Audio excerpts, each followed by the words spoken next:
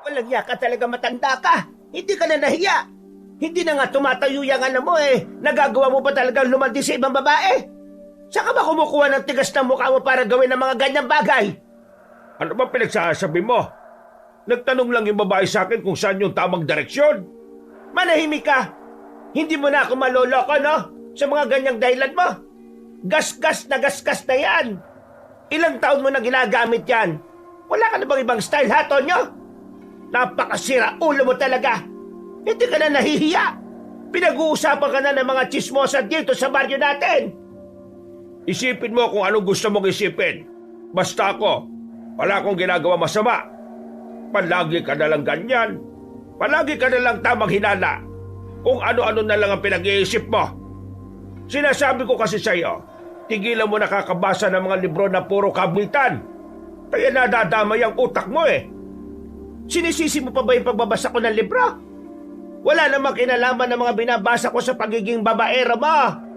Bakit ba kasi hindi ka nalang umamin? Marami naman ang nakakalam na marami kang babae, Tonyo. Kahit na kailan talaga, napakasinungaling mo.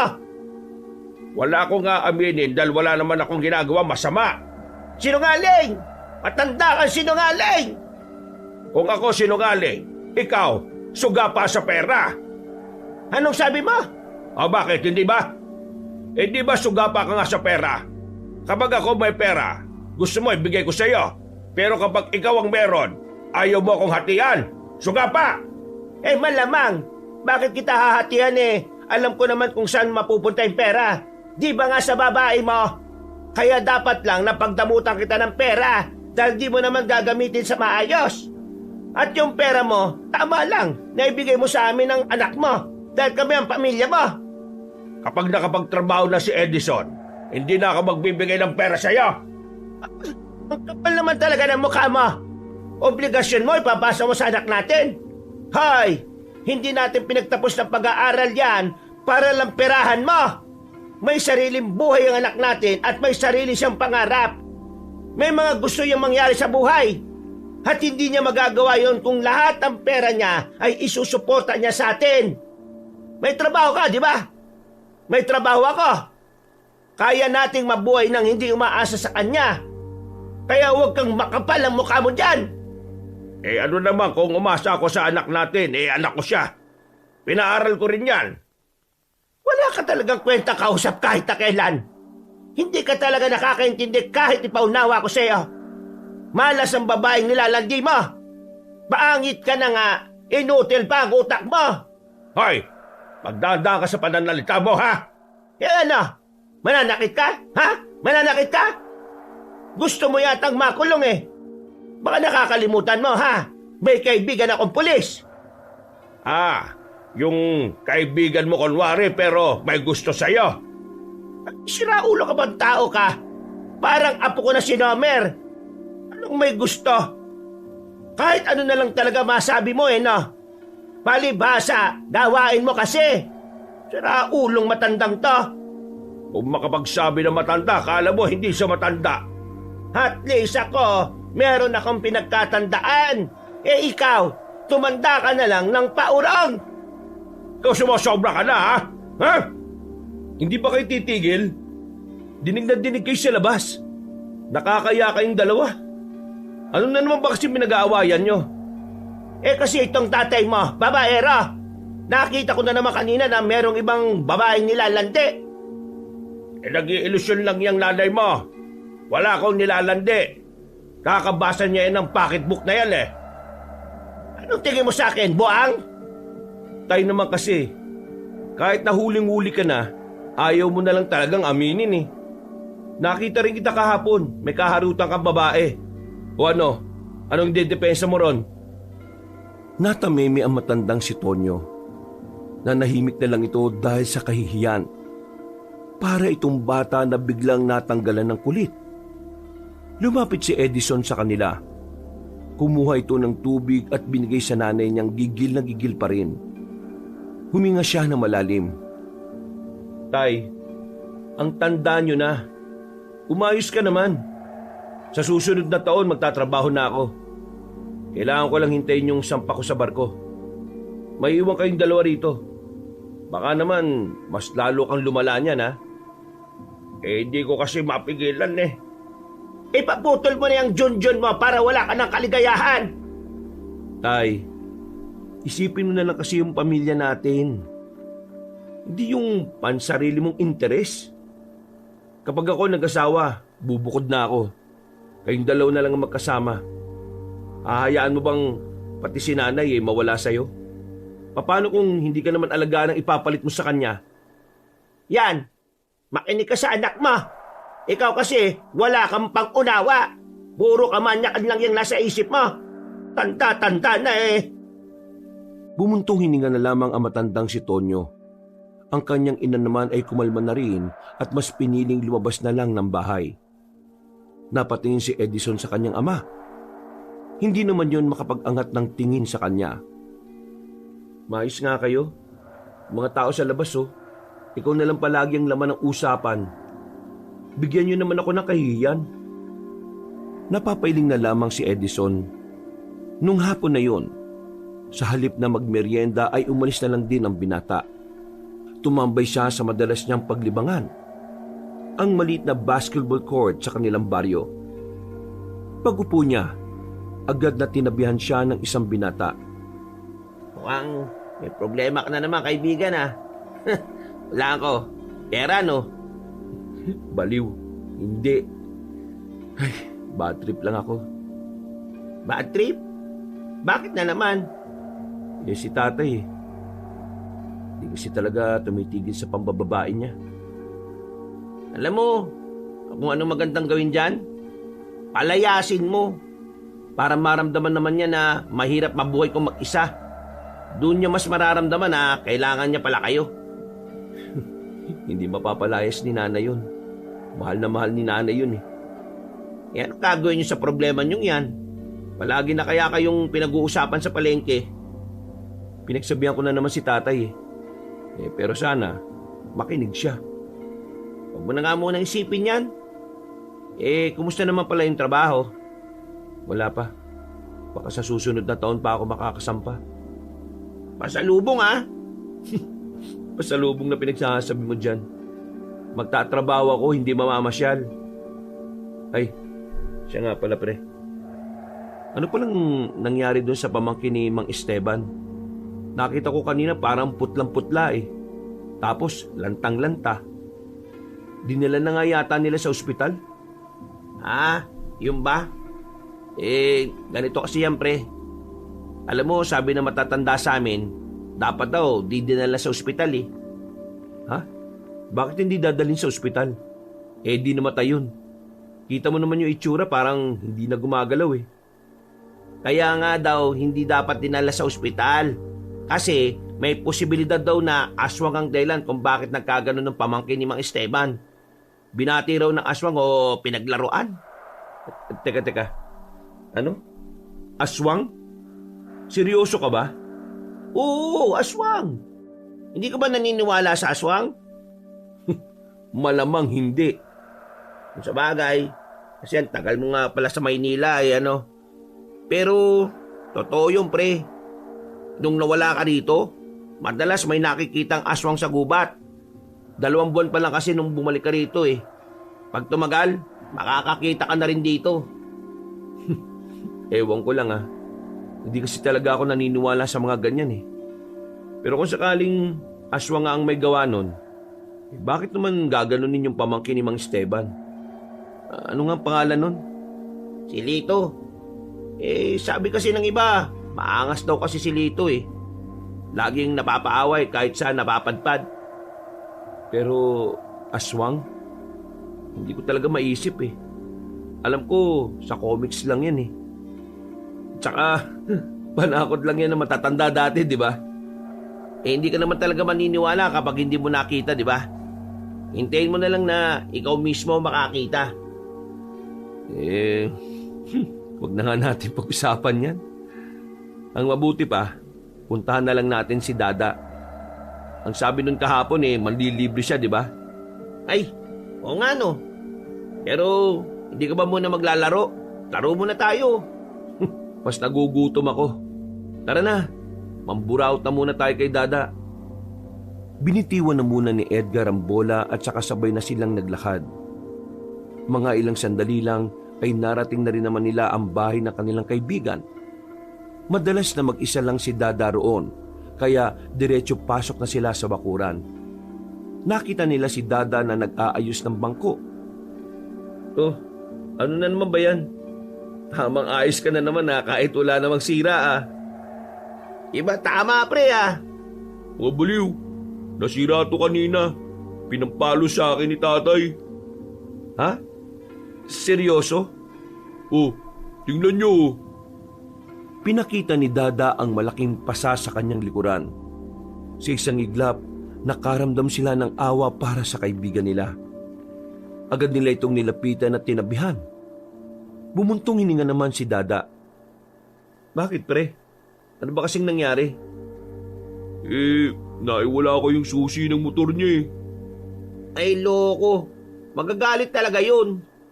Pero grabe naman yung pinalo ka ng silyan na yan. Saan ka ba pumunta? Pwede naman natin hanapin ngayon Nakasabit lang yun sa tagiliran ko Tapos, inutusan niya ako kanina na bumili. Pagbalik ko, nasa akin pa nga yun Sigurado ka bang wala ka ng ibang pinuntahan? Ibang pinuntahan?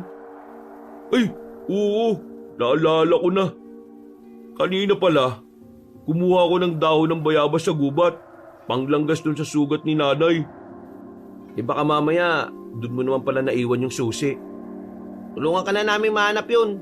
Kawawa ka naman Dakong alas 5 ng hapon ay lumarga na ang magkakaibigan. Papunta sila sa gubat. Ang kaso nga lang, hindi nakabisado ni Dada kung saan siya napadaan. Kamot ulo siya habang naghahanap. Ang bihira. Dumilim na lang, wala pa tayong nakikita.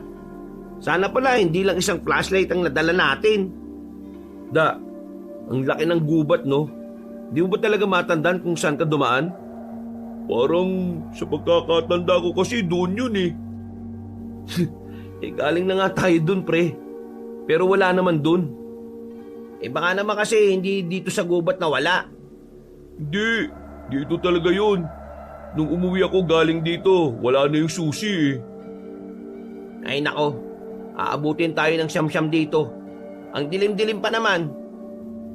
Sa kanilang pagpapatuloy, hindi na nila namalaya na unti-unti na pala nilang nararating ang pusod ng kagubatan. Hindi nila alintana ang maaring panganib na kanilang haharapin. Ang tanging nasa isip lamang nila ay mahanap ang nawawalang susi. Pre, sobrang layo na natin. Siguro naman hindi ka na nakarating dito kanina, no? Ang bihira naman talaga, Di buti na kaya natin tong buong gubat. Sira ulo. Baka mamaya matuklaw pa tayo ng ahas dyan Pre, ganito na lang. Sa ngayon, kailangan na muna natin bumalik sa atin. Bukas na lang natin hanapin ulit. Pare-pareho naman tayong mga tambay kaya palagi tayong may oras. Iisip mo na lang muna yung suntok ng tatay mo. Uy, para kang timang. Sinasaktan na nga yung tao, ginagawa mo pang katatawanan. Biro lang naman. O sige na, bukas na lang siguro tayo bumalik. Ililibre ko na lang kayo ngayon. Pero baka pares lang Kasi di pa ako nabigyan ng pera ni nanay Walang problema. Nagugutom na rin kasi ako Sakto yan. Sinimulan na ng tatlo ang paglalakad. Nagagawa pa nilang magkwentuhan habang naglalakad. Pero napatigil sila sa tapat ng punong akasya nang may marinig silang tila nangungurog na hayop. Sa kanilang kuryosidad, naisipan nilang hanapin kung saan nagmumula ang kanilang naririnig. Hanggang sa nakarating na nga sila sa maliit na abandonadong kubo. Tinutukan nila yon ng ilaw. Nakita nilang merong tao sa loob. Lumapit pa sila ng bahagya sa pagnanais na malaman kung sino ang naroon. Ilang saglit lang, nakita nila ang isang babae. Mahaba ang buhok nito. Meron nitong kinakain. Nang humarap ito sa kanila, kitang-kita nila ang duguan nitong bibig habang sa lapag naman, saka lamang nila napansin ang isang tao na wala ng buhay. Kinakaukaw ng babae ang tiyan ng biktima. Takbo! Naunang tumakbo si Edgar, pero sa huli, nadapa ito sa makapal na sanga. Agad na hinila ni Edison si Edgar. Si Dada naman, nauna na rin tumakbo. Nang bahagyang malayo na sila, ay saka pa lamang nila naisip na magpahinga. Hingal na hingal ang tatlo. Nakatago sila sa likuran ng malapad na katawan ng puno. Patay mo muna yung flashlight mo para hindi niya agad malaman kung nasaan tayo. Ang dilim-dilim sa daan eh. Ang kulit mo. Mamaya na natin gagamitin niya kapag aalis na tayo. Magpahinga muna tayo rito. Sumunod na lamang si Dada sa sinabi ni Edgar. Ilang segundo pa lang pagpatay ni Dada ng flashlight, naramdaman na kagad nila ang presensya ng babaeng aswang. Hindi sila gumalaw para hindi makalikha ng ingay. Maya-maya lang, naririnig na nilang palakas na ng palakas ang yabag ng paa ng aswang. Nang nasa harapan na yun ang puno, biglang kumalamang sikmura ni Edgar. Dahil sa sobrang tahimik na kagubatan, dinig na dinig ang pagkalam ng kanyang sikmura. Dahil doon, ay nalaman ng babaeng aswang ang pinagtataguan nila. Agad na lumapit ang mga yon sa kanila. Tulong! Uy! Nahawakan ako! Uy! Sira ulo! Hinihila ng aswang ang paa ng binata. Buti na lang ay binalikan siya kaagad ng dalawa. Nakipaghilahan sila sa aswang kahit na takot sila sa itsura nito. Hoy aswang! Kaibigan namin to! Umalap ka ng ibang kaibigan mo! Lakasan pa natin! Kakailan nyo, magigimana ng galang katawan ko eh! Umangil-angil lang ang aswang sa kanila. Kahit na babae yon, ramdam nila na hindi normal ang lakas nito. Kaya naman, mas lalo pa nilang binuo sa mga natitira nilang enerhiya. Hindi nagtagal, nabawi nila ang kaibigan nila. Pero nanatili lang sa harapan nila ang aswang na yon. Ano ba kailangan mo sa amin? Galit ka ba kasi naistorbo ka namin, ha? Walang yung buhay talaga to. Totoo pala tong ganito. Edgar, sige na. Sumama ka na sa kanya. Magsakripisyo ka na. Tarantado! Ginawa mo pa akong alay, ah. Aswang, pwede bang iba na lang ang kainin mo? O kung pwede lang, wag na lang kami. Kakakain mo lang, di ba? Hindi ka ba nabubusog? Hindi nagsalita ang babaeng aswang. Pero si Dada, meron siyang naisip na ibang paraan. Bigla nitong binuksan ng flashlight at itinutok sa mukha ng aswang. Nang masilaw yon, ay hindi na nagdalawang isip si Dada. Sinuntok niya sa mukha ang babae kaya agad yung natumba. Takbo na! Kumaripas agad sila ng takbo habang ang babaeng aswang naman ay namimilipit pa sa sakit na mukha. Pero nang makalayo na sila, narinig nilang sumigaw ang babae. Nakakatakot ang sigaw na yon. Ramdam na ramdam nila ang puot at galit nito sa kanila. Bilisan nyo! Malapit na tayong makalabas ng gubat na to! Dali! Teka lang! Tsinelas ko napigtal! Iwan mo na yan! 300 pesos to! Baliw ka ba? Mas malak kabaong, pre! Hinila na ni Edgar si Dada. At kalaunan nga lang din ay narating na nila ang kalsada.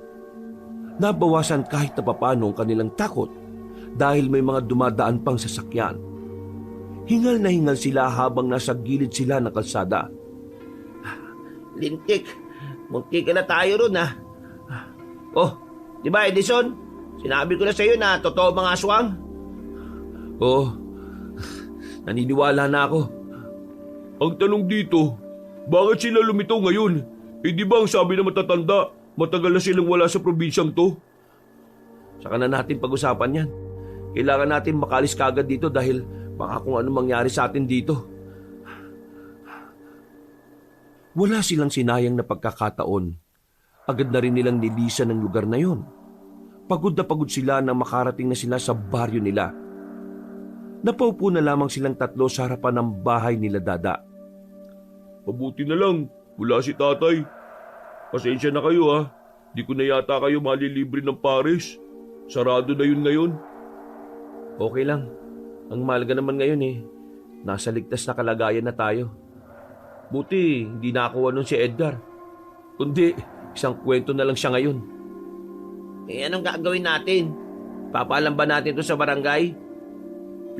Maniwala kaya sila sa atin? Di ba nung nakaraan yung tungkol sa pamangkin ni Mang Esteban, hindi rin naman sila pinakinggan kasi hindi naniniwala ang mga taga-barangay na may aswang. Ay, nako, tingin ko, wag na muna natin ipaalam sa iba kung ano man ang nakita natin. Magmumukha lang tayong siraulo Baka isipin pa ng mga taga-barangay nananakot lang tayo para wala na namang lumabas ng gabi. Awa si Edison. Ang inaalala ko lang naman kasi, baka mamaya niyan, hanapin tayo ng aswang. Kasi nakita niya mukha natin. Hindi kaya malagay na rin sa alanganin yung buhay natin. Huwag ka nga mag-isip ng ganyan. Baka mamaya malasin tayo. May alam mo kung panlaban sa mga aswang na yan Ano naman? Bawang. Tapos, haluan mo ng asin at suka, no? Sarap sausawa ng chicharon yan. Ano ka ba? Luma na yung bawang-bawang na yan. Sabi nila Aling Nori, hindi na raw tumatalab ang mga bawang sa aswang. Basta, wala na muna tayong pagsasabihan Sa ngayon, magpahinga na muna tayo. Nag-apiran pa ang tatlo na parabang walang nangyari. Naghiwa-hiwalay na rin sila ng landas ng mga sandaling yun. Pagdating ni Edison, inabutan niyang naghahain na ng pagkain ng kanyang ina. Ang tatay naman niya ay nililinis sa mga napaglutuan sa labas. Sakto. Eto, luto ng sinigang na bangos. Buti naman at tayo ang nagluto. Ngako, tatay mo nagluto niyan. Ewan ko kung anong nakain ng isang yan. Nako, si tatay na naman pala nagluto. Siguradong napakaasim na naman ito. Inubos mo naman yung pinitas na mga sampalok Kahit na sobrang asim ng nilutong ulam ni Mang Tonyo, napilitan na lamang kumain si Edison. Kahit na inis siya sa ama, ayaw din naman niyang mapasama pa ang loob nito. Dahil hanggat maaari, inaayos niya ang ugali ng kanyang ama. Makalipas ang ilang minuto, ay natapos na rin ang kanilang hapunan. Himulang hindi nagsagutan sa pagkainan ng mag-asawang Tonyo at Eva. Sige nanay, ako nang bahala rito. Magpahinga na ho kayo. Sigurado ka ba? Opo naman. Wala pa naman akong ginagawa sa buhay kaya lahat ng gawaing bahay, pwede ko namang gawin. Pero huwag ka masyadong mabagabag anak Hindi kita minamadaling kumita ng pera. Hanggat maaari, gusto ko munang ma-enjoy mo yung buhay ng isang binata na wala pang iniisip na responsibilidad. Para bago mo man lang pasukin ang realidad naranasan mo makapag-relax at makapagpahinga. Maraming salamat, Nay Nay, bakit pala bait-bait niyo sa akin? Nung nag-aaral ako sa Maynila, lagi kayong galit kapag nag-uusap tayo sa tawag. Akala ko tuloy nun, ayaw niyo na ako makausap Ano ka ba naman? Sinasadya ko lang yun para hindi ka na magtanong kung kumusta na kami. Ayaw ko kasing malaman mo na nahihirapan kami dito noon. Kasi ayaw ko masira ang focus mo sa pag-aaral. Maraming salamat talaga, Nay. Di bale, makakabawi rin ako sa inyo balang araw. Bumawi ka sa sarili mo para sa ilang taon mong pag-aaral. Tinapik siya sa balikat ng kanyang ina at saka naglakad na rin papasok ng kanilang bahay.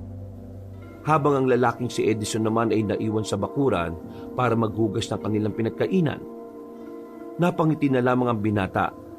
Natutuwa siya sa kabaitan ng kanyang ina. Sa sobrang bait ng kanyang nanay, ay mas lalong hindi niya maintindihan kung papaanong nagagawang magloko ng kanyang ama. Ay naku, Diyos ko. Nakakainis talaga kapag naalala ko yung kalokohan ni tatay. Ay, makapaghugas na nga lang. Mabilis na hinugasan ng binata ang mga pinggan. Pagkatapos ng ginawa niya, ay naligo siya sa pusuhan na nasa gilid lang din naman ng kanilang bahay. Habang naliligo, merong dalawang tsismosa na napadaan sa kanilang bahay. Narinig niya ang sinabi ng mga yun na meron na namang kinausap na ibang babae si Mang Tonyo. Kaya kahit basang-basa, naglakad ang binata patungo sa kinaroroonan ng kanyang ama. Inabutan niya yung nakakbay sa isang babae. mas batang babae na parang wala pang 30. Maganda at maputi. Aminado si Edison na kapansin-pansin talaga ang itsura nito. Tay, anong ibig sabihin na naman ito? Gulat na gulat ang kanyang ama. Napabitaw agad ito at saka umalis sa kinauupuan. Nagtinginan din naman ang lahat ng nasa bilyaran. Pero walang pakialam si Edison. Masyado na siyang nababana sa kanyang ama. Anak, dito tayo mag-usap. Oh, ano na naman ang idadahilan nyo? Tropa mo lang yun. O baka sabihin mo sa akin na ayos lang akbayan yun kasi may lawit. Loko ka. Hindi yung bakla. Yun nga ang punto eh. Nang bababae ka na naman. Akala ko ba nagkaintindihan na tayo na pipilitin mong baguhin yung ganitong ugali mo? Ano na naman ba to? Kung hindi ko pa maririnig sa iba, hindi ko rin talaga malalaman eh ano. Kasi mahirap talaga eh. O anong gagawin natin ngayon? Palalayasin nyo na ba ako? Malaki naman ang ambag ko sa bahay ah. Nasa katinoan pa ba ang utak mo, Tay? Kailan ka ba pinalayas si nanay kahit na tinatarantado mo siya? Kung balik na rin kaya natin ng sitwasyon, ikaw ngayon ang lokohin ni nanay, ano mararamdaman mo? Hindi nakapagsalita ang matandang lalaki. Kagaya ng dati kapag wala na itong masabi, yumuyuko na lamang ito. O di ba? Di ka rin makapagsalita? Alam mo, Tay, ang hirap mo nang intindihin eh. Sobrang hirap mo nang pakisamahan. Anak, wag mo ako matawag-tawag na anak hanggat hindi mo inaayos tong problemang to. Sabihin mo to kay nanay ah. Kung hindi, ako magsasabi nito sa kanya. Bago umalis ang binatang si Edison, sinulyapan niya pa ang babae na nakaupo sa bilyaran. Nakita niyang nakangiti rin yun sa kanya. Sa pagkakaalam niya, ibang babae na naman ito. Hindi ito pamilyar sa kanya. Sa isip-isip ng binata, baka yun na ang kabit ng kanyang ama na naririnig niya sa kwento ng mga tsismosa. Kinaumagahan, nagising ang binatang si Edison dahil sa mga ingay na naririnig niya. Kaya naman, wala siyang ibang magawa kundi ang bumangon. Pagtingin niya sa orasan, 9:00 na rin ng umaga. Mabuti naman at nagising ka na. Magpapasama sana ako sa iyo kung wala ka lang namang gagawin ngayong araw eh. Wala naman, Nay. Pero saan ba tayo pupunta? Kukunin ko lang yung 3 bote ng honey na binili ko sa kaibigan ko. Sa kabilang baryo pa kasi yun eh. Alam mo naman minsan, sumasakit ang paa ko kakalakad. Magpapabot ako sa iyo. Kaya mo ba ako? Ano ko ba naman, Nay? Pinibiro lang kita. Ikaw talaga oh. O sige na, mag-almusal ka na at magbihis pagkatapos. Aalis ka agad tayo bago ang pananghalian para maaga tayo makabalik. Ikaw, anak, meron ka na bang natitipuan na babae? Po? Natitipuan? Wala ah. Kilala mo naman ako, Nay. Mataas ang standards ko pagdating sa babae. Kapag kaya ka na nilang higitan, yun na ang hinahanap ko. Pampihira ka. Ako pa talagang ginawa mong halimbawa ah. Siyempre naman, Nay. Ayaw ko namang maghanap ng babae na basta-basta lang ano. Basta anak, sa oras na maisipan mo ng bumukod, ayos lang naman kami. Huwag mo kaming intindihin ng tatay mo. Ito naman si nanay. Kung magsalita parang hindi na kami magkikita. Maaga lang ako nagsasabi. Alam mo naman na hindi naman natin hawak ang buhay. Sus, mamimiss mo lang ako eh. Siya nga pala anak. Ikaw ba at ang kaibigan mo napapatpad sa gubat? Gubat? Hindi naman. Pero minsan nga lang pala. Bakit yun naman naitanong, Nay? Si Kumaring Gemma kasi may kinwento sa akin. Yung pinsan kasi ng asawa niya pinatay ng aswang. Nang marinig ni Edison ang salitang yun mula sa kanyang ina, agad niyang naalala ang aswang na nakita nila sa kagubatan. Biglang nagtindigan ang kanyang balahibo. Hindi na niya mapigilan na kanyang sarili na hindi kabahan. Bumuntong hininga si Edison at napansin naman yun ng kanyang ina. May problema ba? Wala naman, Nay. May naalala lang ako pero wala naman yun. Tungkol naman po sa aswang na sinasabi ni Aling Gemma, nahuli na po ba yung aswang? Hindi. Mahirap naman daw kasi hulihin ng mga aswang eh. At saka wala namang huhuli doon. Halos lahat ng tao sa kanila mga takot sa aswang. Ay nako. Dapat kasi talaga kung may aswang, ang mga tao hindi duwag. Mas lalo kasing tumatapang ang mga aswang na yan kapag ang mga tao hindi nagpapakita ng tapang. Ganun po pala yun? Nang makaramdam na ng init ang mag-ina, ay pansamantala na muna silang nagpahinga sa dilim ng puno. Nilabas na ni Aling Eva ang kanyang pamaypay. Habang nasa gilid sila ng daan, isang matandang lalaki ang nakita nilang naglalakad. Meron itong bitbit na tungkod na kasing tangkad din ito. Mahaba na ang bigote at balbas. Kulay puti na rin. Kung titingnan, masasabi kaagad ni Edison na nasa 60 na ang edad nito. Nay, tingnan niyo yung matanda oh. Parang ermitanyo. Ay baka nakatira yan sa gupat. Huwag na tayo lumapit. Mahirap kausap ang mga ganyan. Hindi na sana nila papansinin na matanda, pero bigla itong tumigil at lumingon sa kanila. Isang makahulugang ngiti ang pinakita nito, pero mas lalo silang nakaramdam ng pagkailang nang makita nilang papalapit na ang matandang lalaki sa kanila. Wala na silang nagawa nang kausapin sila nito. Magandang tanghali sa inyo.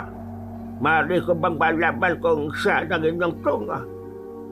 Nay, bakit ang lalim niya magsalita? Aba, ewan ko. Sila yata nagugula kayo sa aking biglang paglitaw. Kung gayon, sasabihin ko na lang ang nais kong sabihin sa inyong mag-ina. Lalong-lalo na sa iyo, Eva. Ay, teka. Paano mo naman ako nakilala? Ang aking pagkakakilanlan ay hindi na mahalaga. Dahil ang mahalaga sa mga sandaling ito ay ang kaligtasan niyong dalawa. Nais ko lamang iparating na wala kayong kasalanan sa kung ano man ang ginawa ng matandang lalaki na yon. Ngunit nais ko kayong paalalahanan na hanggat maaari, ibalik niya ang kanyang kinuha. Sandali lang ho. Sino ho ba ang tinutukoy ninyo? Pinaibig niya ang isang prinsesa at kinuha niyang itim na bato dahil ang kanyang akala ay maaari itong ipambili.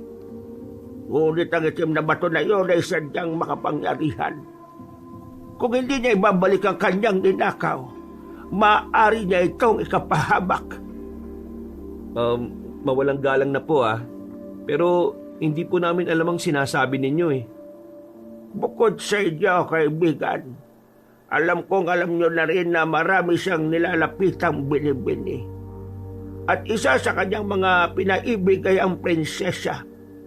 Ang prinsesang natapos ang buhay nang dahil sa kanyang pansariling hangarin. Ibalik niya ang kanyang kinuha. Sino po ba kasi kayo? Isa akong manlalakbay na ang hangarin ay magbigay babala sa mga tao. Alam ko ang mga nangyayari. Nakikita ko ang kapahamakan. Medyo nakakaramdam na ng kilabot ang mag-ina ng mga sandaling yon. Kaya naman naisipan na nilang umalis doon. Naglakad agad sila at hindi na kinausap pa ang matanda. Habang papalayo sila, nakita nilang nakatingin pa rin ang misteryosong matanda sa kanila. Pambirang taong yun. Ano ba pinagsasabi niya, Nay? Umuwi na muna tayo ngayon. Nay, ang layo na ng nilakad natin. Kailangan ko makausap ang tatay mo. Malakas ang kutob ko na siya ang tinutukoy na matandang yon. Mararamdaman ng galit sa tinig ng matandang babae. Wala nang nagawa ang binatang si Edison nang makasakay na ang kanyang ina. Na kung tutuusin ay pwedeng-pwede naman nilang lakarin pabalik. Pero dahil atat na atat ng awayin ni Aling Eva ang kanyang asawa, wala na itong sinayang na oras. Nasaan na yung hanibe? Umami ka sa akin, Tonyo. Umami na alin? Kunwari ka pa. Aminin mo na ang ginawa mo kasalanan. Napatingin na matandang si Tonyo kay Edison. Tila ang pagkakaunawa ng matandang lalaki ay ang tungkol sa babaeng kaakbay nito. Pero iba naman ang tinutukoy ni Aling Eva. Umamin ka na kasi. Aamin ka ba o tatagayin kita ng itak? Oo na, aamin na ako. Kahapon, meron akong kasamang babae sa bilyaran. Kaakbay ko siya. Ha? Yung babaeng yon, siya yung lehitimong kabit ko. Tila gumuho na ang mundo ni Aling Eva nang marinig yon. Kaya naiba na ang usapan ng mga sandaling yon. Sa halip na malaman nila kung sinong prinsesa ang niloko ni Mang Tonyo, natuon ang kanilang atensyon sa kabit na matandang lalaki. Siya yung babaeng pinag-uusapan nung nakaraang buwan pa.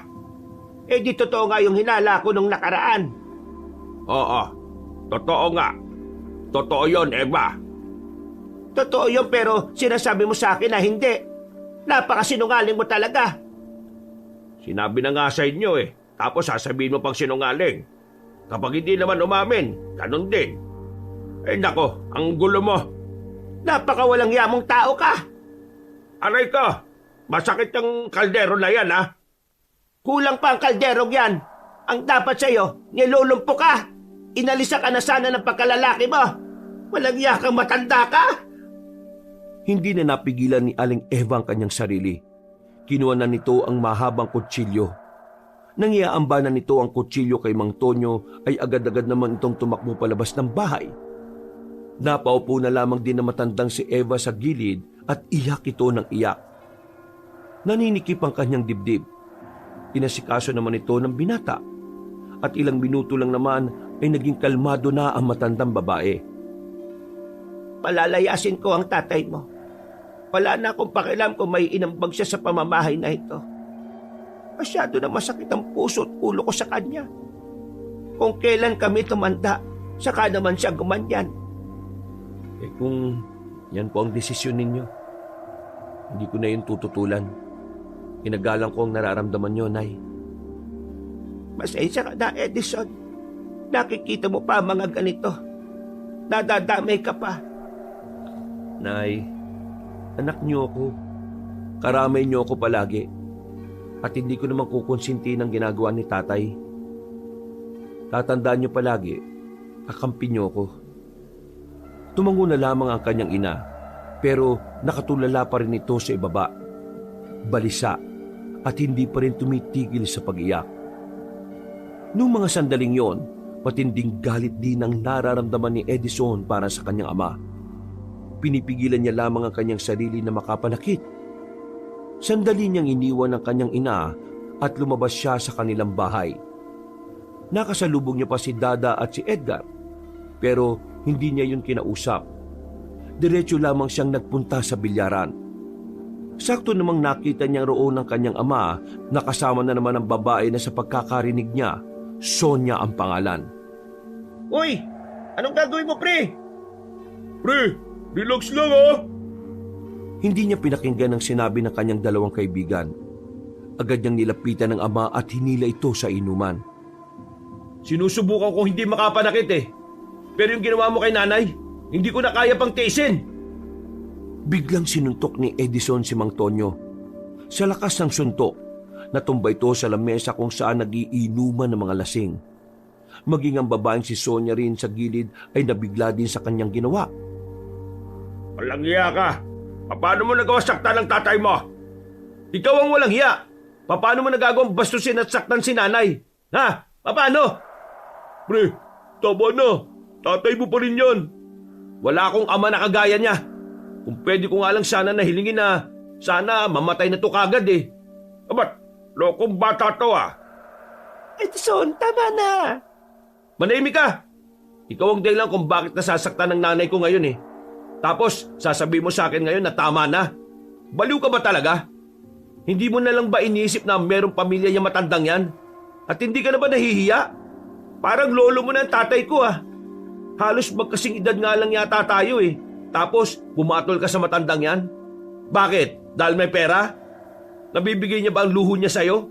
Ganun ka na ba kababang babae, ha? Isipin mo na gusto mong isipin. Pero totoong masaya ako kapag siya ang kasama ko. Wala akong pakialam kung gaano ka kasaya. Ang sinasabi ko, sumira ka ng pamilya. May sinatang kang tao. May binastos kang tahanan. Edison, kumalma ka nga muna. Pwede naman natin pag-usapan ng mga bagay na ganito eh. Ikaw, Tay, isoli mo kung ano man yung kinuha mo. Dahil kapag kami ni Nanay ang nadamay sa katarantaduan mo, mas lalo ka namin hindi mapapatawad. Nanlalaki ang mga mata na matandang si Mang Tonyo. Pero agad na rin namang umalis doon si Edison. Sa inis niya, tumambay na lamang muna siya sa kagubatan para magpalamig ng kanyang ulo. Banas na banas siya sa mga nangyayari. Gusto niyang bugbugin ang kanyang ama pero hindi niya yung magawa. Kahit na papaano, ginagalang niya pa rin ng tatay niya. Pambira din naman kasi karakas ng tatay mo eh. Kahit matanda na, talagang ang lakas ng sex appeal, pre. Kaya ang dami tuloy talagang nalolokong babae. Tingin ko pre, kailangan nyo lang talagang palayasin si Mang Tonyo. Kasi parang anay yan pre. Unti-unti niyang wawasakin ang buhay ninyo. Palalayasin na siya ni Nanay. At sana lang talaga, hindi na siya bumalik. Eh si Aling Eva naman, kakayanin niya kayang mawala ang tatay mo? Oo nga, parang sobrang mahal na mahal ng nanay mo si Mang Tonyo eh. Hindi ko alam kung ano na mangyayari. Basta ako, sagad na ako. Hindi ko natatanggapin yung matandang yun sa buhay namin. Huminga ng malalim ang binatang si Edison. Kahit na papaano ay gumagaan ang kanyang pakiramdam dahil sa sariwang hangin na kanyang nalalanghap. Kaya ba tayo pre? Yung tungkol dun sa aswang na humabol sa atin, ano na kayang balita ron? Wala namang makahuli. Pinsan ang kakilala ni Nanay yung biktima. Sabi ni Nanay, yung aswang daw na yun sa kabilang baryo naglalagi nito mga nakaraan. Kumbaga, yung nakita natin, dinala niya lang dito sa kagubatan ng baryo natin. Nakakilabot pa rin kapag naalala ko yung mukha niya, pre. Buti na lang talaga, hindi niya tayo nagawang habulin. Pero pre, ano pala yung sinabi mo kanina sa tatay mo? Yung sinabi mong may ibabalik niya na ano? Ano bang bagay yun? Dahil naitanong na rin naman ni Dada ang tungkol doon, hindi na rin siya nagdalawang isip pa na ikwento ang tungkol sa sinabi sa kanila na matanda. At dahil nga sa kwentong yon, nagkaroon ng haka-haka sa utak si Edgar at Dada. Pre, di kaya yung matandang yun may alam talaga? Tapos, yung sinasabi niya, baka may kung anong ninakaw tong tatay mo dun sa prinsesa na sinasabi. Paano kung yung prinsesa pala yung tinutukoy aswang? Ha? Napaisip din si Edison nung una. Inisip niya na malabo pero nang pagtagpi-tagpain niya ang lahat ng detalyeng nasa isip niya, sa kanya lamang napagtanto na maaring pwedeng ang ganun ang sinasabi ng matandang lalaki. Kasi tingnan mo pre kung paano magsalita yung matandang yun parang nakakabahala talaga no? Ibig sabihin, maaring mababangis ang manakit sa tatay mo kapag di niya isinauli yung itim na bato. At ang itim na bato, kadalasan ginagamit yan ng mga aswang kapag meron siyang ginagawang kakaiba sa katawan nila Kagaya na lang ng pagpapalitan nyo. Basta, marami. Ibig sabihin kung tama nga ang mga sinasabi nyo, pwede rin kaming madamay ni Nanay. Ayaw kasi sa matanda, patay na yung prinsesa Siguradong gaganti ang mga iyon kay tatay kung siya ang dahilan ng pagkawala ng prinsesa na sinasabi. Nagkatinginan ng tatlo sa mga pumapasok na ideya sa utak nila. Nagdudulot ito ng kakaibang kaba. Nang lumamig na ang ulo ng binatang si Edison ay agad na rin itong umuwi ng kanilang bahay. Inabutan niya ang ina na nagluluto ng banana Q para sa kanilang merienda. Ngumiti ito sa kanya na para bang walang nangyari. Pero kahit na nakangiti ang matandang babae, nararamdaman niya pa rin ang sakit na nararamdaman ito. Nakarating sa akin yung ginawa mo sa tatay mo. Hindi ko na kasi talaga kaya na Nakakainis na Hindi mo na sana ginawa yon. Ayaw ko na nasisira ka sa mga tao. Isa pa, alam kong hindi ka tipo ng tao na nananakit. Nay, hindi niyo naman siguro ako masisisi. Matagal ko na rin namang nasasaksihan yan Hindi pa rin siya tumitigil kahit na anong sabi sa kanya. Pero, ayos na kasi sa akin yon. Ano po? Ayos ang alin? Ang pagluloko niya? Matagal ko naman ang nararamdaman na ang tatay mo. Gusto niya na sa iba. Ako naman, inihahanda ko na ang sarili ko sa mga ganitong klase ng pangyayari. Tanggap ko na ngayon. Nauunawaan ko na hindi lahat ng bagay ay maibibigay ko. At kung sa iba niya nararamdaman yon, hahayaan ko na lang siya. Kaya lang naman ako nagagalit dahil ayaw ko ng pinagmumukha kong tanga. Gusto ko na inaamin sa akin. Ngayong inamin naman niya na sa akin, ayos na ako. Sisimulan ko na lang mamuhay na ikaw na lang ang iniisip. Walang salitang lumabas sa bibig ni Edison. Naramdaman na lamang niyang tumutulo na ang kanyang luha. Hindi dahil sa lungkot na sira na ang kanyang pamilya, kundi dahil sa kung papaano sinasakripisyo ng kanyang ina ang nararamdaman nito para sa ikasasaya ni Mang Tonyo. Anak, may mga bagay na kailangan mo na lang talagang tanggapin. Sa buhay, kung ano yung may magandang dulot sa iyo, doon ka dapat nakatuon. Sa buhay ko, ikaw yon at hindi ang iyong ama. Kaya naman, sa iyo ko na lang itutuon ang atensyon ko. Kahit na anong maitulong ko, gagawin ko para lang maging masaya tayong dalawa. Huwag kayong mag-alala, Nay. Hahanap ako ng ibang trabaho na kung saan magkakasama pa rin tayong dalawa. Paano ang pagbabarko mo? Hindi ba pangarap mo ang maging seaman? Ang pangarap ko na po ngayon ay mas makasama pa kayo ng mas matagal. Hindi na napigilan ng binata ang kanyang sarili. Niyakap na niya ang kanyang ina. Noong mga sandaling yon, ay nararamdaman niya ang kaginhawaan. Napagtanto niya na mas magiging magaan pala ang lahat kung matututo tayong tanggapin ang mga bagay na mahirap nang baguhin. Nung gabing yon,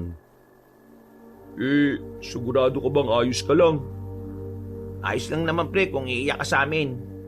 Hindi ka naman namin huhusgahan eh.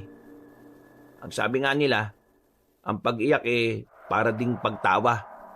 Pinapakita mo lang kung ano ang tunay mong nararamdaman. ayos na ako. Maraming salamat sa concern niyo, ha. Alam niyo, napagtanto ko lang din kasi minsan kaya pala tayo nahihirapan dahil sa pag-asa na parang ilusyon na lang sa buhay natin. Pag-asa na ilusyon? Ano yun?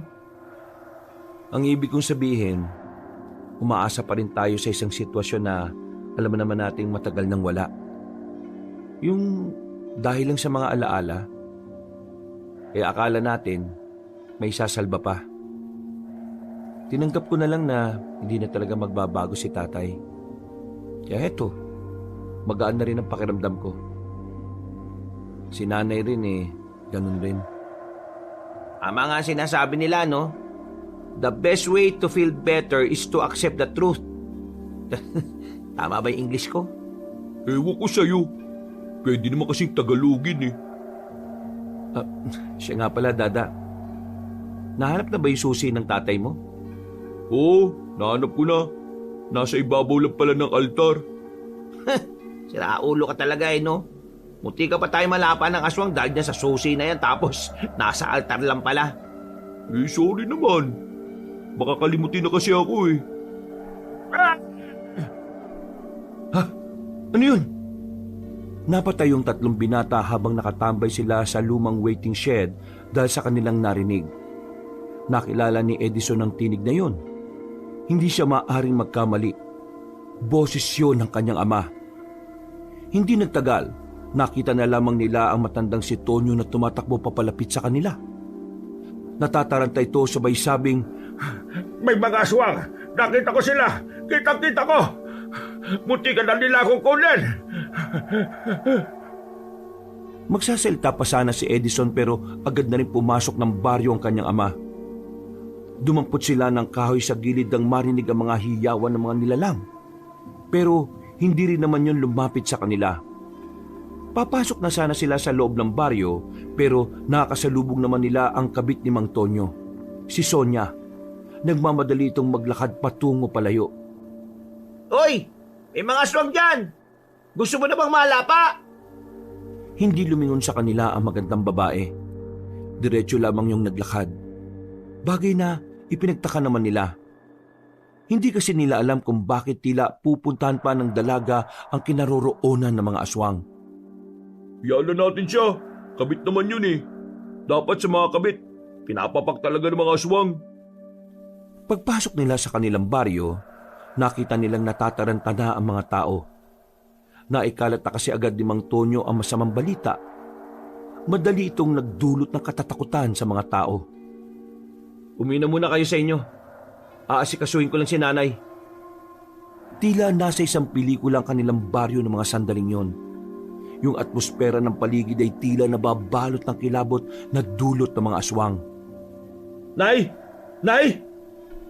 Bumungad sa kanya ang kanyang ama na nag-iimpake na ng mga gamit nito, habang ang kanyang ina naman ay nasa gilid habang nanonood lang. Mabuti naman at aalis ka na rin dito. Hindi na ako ligtas sa lugar na ito. Hindi na. Narito na sila. Kukunin nila ako. Hindi to pwede. Hindi ako pwede mamatay. Hindi ako papayag. Aalis ako rito. Pagkatapos mag-impake, tumakbo na ito palabas ng kanilang bahay. Napapailing na lamang si Edison. Ano bang nangyayari sa tatay mo? Nakadroga na yata ang isang yun eh. Tama lang talaga na lumaya siya rito.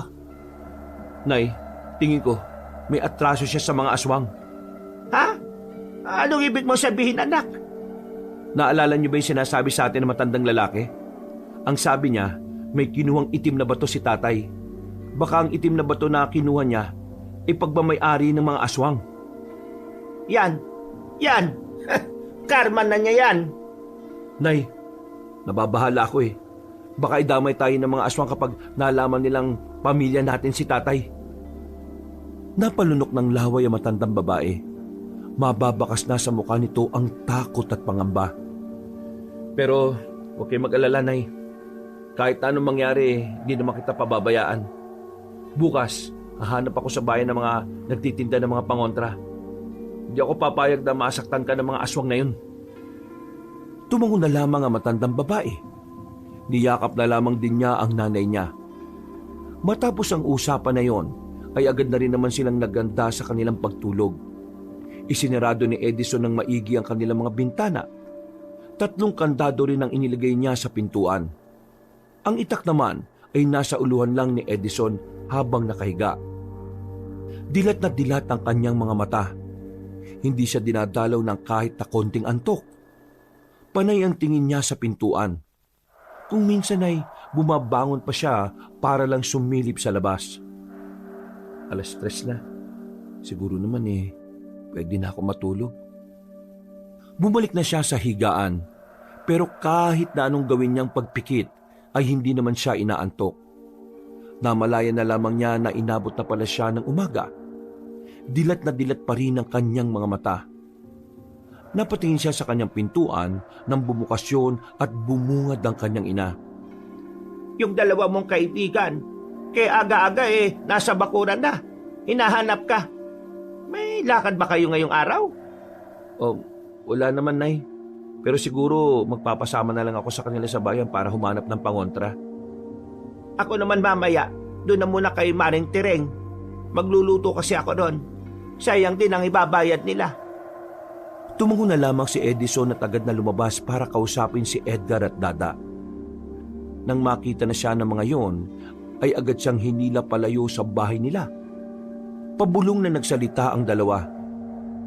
Nakakagulat na balita, pre. Sobrang nakakagulat, pre. Hindi ka maniniwala. Ano ba kasi yun? Yung mga aswang kagabi na tinakbuhan ng tatay mo, doon na lahat. Ha? Patay ang lahat ng mga aswang? Teka, paano mangyayari yun? Yun nga ang palaisipan, pre. Sinong pumatay at papaano? Ang sabi lang kasi sa mga narinig namin, nasa 5 aswang na puro lalaki ang bangkay. Lahat ng yun, merong hiwa sa leeg. Alam mo, binalangan namin ni Dada. Parang biyasa yung pumaslang sa mga aswang na yun eh. Yung para talagang pumapas lang siya ng aswang. Manunugis ang tawag doon. Teka, ibig sabihin, may isang manunugis dito sa atin? Oo, malamang meron. Mabuti nga yun eh, para kahit na papano, may nagtatanggol sa atin. Hindi nakatiis si Edison ng umagang yon. Pumunta sila sa lugar kung saan naroon pa rin ang mga katawan ng mga aswang. Pagdating nila doon, nagkukumpulan pa rin ang mga tao. Karamihan sa mga naroroon ay mga tsismosa. Palis na sila nang mapansin ni Edison na naroon din ang babaeng si Sonia. Kalmado lang ang babae na parabang wala man lang nararamdaman na pangamba dahil sa mga nangyari. Nilipitan sila nito at nagtanong, Edison, alam mo ba kung nasaan ang tatay mo? "Bakit? Mukha ba akong tanungan ng mga taong nawawala?" Nasa panganib ang buhay niya. "Wala akong pakialam. Maganda nga mawala na siya para mabawasan na yung salot sa mundo eh." Naiintindihan ko nararamdaman mo. Hindi mo ako naiintindihan. At kahit na kailan, hindi mo maiintindihan.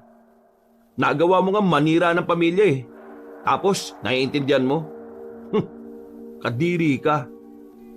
Pre, hiya mo na nga lang. Anong ngayaan? Nakakairita kasi. May lakas pa talaga ng loob kausapin ako na parang normal lang ang lahat. Maintindihan mo rin ang lahat. Pero hindi sa ngayon. May dinukot na bagay ang babae sa maliit nitong bag. Inabot niya yon kay Edison. Pero ayaw itong tanggapin ng binata. Isa itong pangotra sa mga aswang. Sa isang tao lang to pwedeng kumana. Tanggapin mo. Proteksyon ng nanay mo. Tinatarantado mo ba talaga ako, ha? Matapos mong saktan ng nanay ko, ngayon naman bibigyan mo siya ng sinasabi mong pangontra? Ano to? Pinaglalaruan mo lang ang nanay ko? Hindi kita masisisi kung yan ang iisipin mo sa akin. Pero kung gusto mo magkaroon ng proteksyon ng nanay mo, tanggapin mo ito. Tingin mo ba magtitiwala to sa'yo? Hindi ka nga kilala na kaibigan namin eh. Wala kaming idea kung ano ka at kung bakit may alam ka sa mga aswang. Wala na akong panahon para magpaliwanag pa. Eto, kunin nyo na. Sa palitang inilagay ni Sonia ang kwintas sa palad ni Edgar. Agad na rin naman itong umalis matapos nun. Lalo namang nakaramdam ng inis si Edison. Pero kalaunan ay kumalman na rin naman siya. Pre, anong gagawin ko rito? Tapon mo. Baka mamaya may kamalasang pangdalayan. Hindi ako magtitiwala sa taong sumira ng pamilya namin. Samahan niyo na nga ako sa bayan. Kailangan natin makabili ng mga pangontra. Hindi natin alam kung kailan darating ang mga aswang na yun. Nauna nang naglakad ang binata. Pumunta sila sa bayan. Nilibot nila ang buong lugar. Kahit sa kasulok-sulukan ng mga iskinita ay pinapasok na rin nila. Pero sa kasamaang palad ay wala naman silang napala. Hindi pa ba tayo kakain? Kanina pa ako nagugutom eh. Ikaw may pera dyan eh. Bakit hindi ka bumili? Ayaw niyo tumigil sa paglalakad eh. Pakiusap, pahinga muna tayo. Oy, Edison, bumalik ka nga rito. Kain muna daw tayo. Ha? Kain? O sige. Meron silang nadaanan na malaking karinderya. Pumesto sila sa bandang gilid. Akong bahala, pili na kayo nakakainin. Ako, kahit na alin. Paano yan? Wala tayong nahanap na pangontra. Anong gagawin natin? Kailangan ko lang ng mapagtatanungan kung saan makakakuha ng pangontra. Makakahanap din tayo niyan, tiwala lang. Ilang minuto pa ay dumating na rin ang kanilang pagkain. Payapa silang kumain pero si Edison, nililibot niya ang tingin sa paligid. Dahil sa mga nangyayari, pakiramdam niya ay may mga aswang palagi sa paligid. Nakauwi naman sila ng payapa ng mga sandaling yon. Bigo sila sa kanilang lakad. Pero hindi pa rin napanghihinaan ng loob ang binatang si Edison. Kailangan niyang protektahan ng ina. At gagawin niya yon kahit na itaklang ang kanyang sandata. Kinagabihan. Hindi ba bumalik dito yung magaling kong ama? Hindi. At bakit mo naman naitanong? Akala ko ba ayaw mo na siyang narito? Nakausap ko yung Sonia, yung kabit ni tatay. Ang sabi niya, nasa panganib daw yung buhay ni tatay. Tapos, meron siyang binigay na kung anong pangontra na hindi ko tinanggap. Baka mamaya ipapahamak pa tayo ng pangontra na yun. Hindi ako nagtitiwala sa taong yun eh. Baka gusto niya lang talaga tayong sirain. Nakita ko rin ang babaeng yon. Maganda siya. Matangkad at mukhang maamo ang mukha. Inaamin ko nung una kong kita sa kanya hindi ko agad naisip na magiging kapit siya ng tatay mo. Parang ang hirap paniwalaan. At parang nahihiwagaan din ako sa babaeng yon. Parang meron siyang itinatago. Misteryoso ang katauhan niya para sa akin. Nay, huwag niyong sabihin na nakakalimutan niyo nang siya ang sumira sa pamilya natin. Hindi ko naman nakakalimutan. Pero mas hindi ko nakakalimutan na ang ama mo ang punot dulo ng lahat ng ito. Sige na, tapusin na lang natin itong kinakain natin. Bahala na ang ama mo kung saan man siya mapapadpad. Itinuon na lamang ni Edison ang kanyang atensyon sa kinakain niya. Napapailing na lamang siya. Hanggang sa mga sandaling yun kasi, mainit pa rin talaga ang ulo niya sa babaeng si Sonia. Kahit na kailan, hindi niya mapapatawad ang babaeng yun. Nakakainis. Hindi na naman ako makatulog. Magdadalawang araw na akong walang maayos na pahinga. Bumuntong hininga na lamang ang binatang si Edison. Babalik pa lang sana siya sa higaan nang marinig niyang may mga kumakaluskos sa labas ng kanilang bahay. Nagising din ang kanyang ina dahil sa mga tunog na yun. Sumilip ang binatang si Edison sa maliit na siwang sa bintana. Wala siyang nakikita sa labas. Pero malakas ang kutob niya na naroon lamang ang mga nilalang. Kaya naman hindi siya naging kampante. Nay, dadaan tayo sa silong. Aalis na muna tayo ngayong gabi. Hindi ba delikado kung lalabas tayo? Mas delikado kung nandito tayo. Dahil anumang oras pwede nila tayong pasukin. Wala na silang sinayang na oras. Binuksan na nila ang butas sa kanilang sahig kung saan kakasya ang isang tao. Daan yun patungo sa silong ng kanilang bahay. Nang masiguro ni Edison na wala ang aswang doon, dali-dali na niyang inalalayan ang kanyang ina.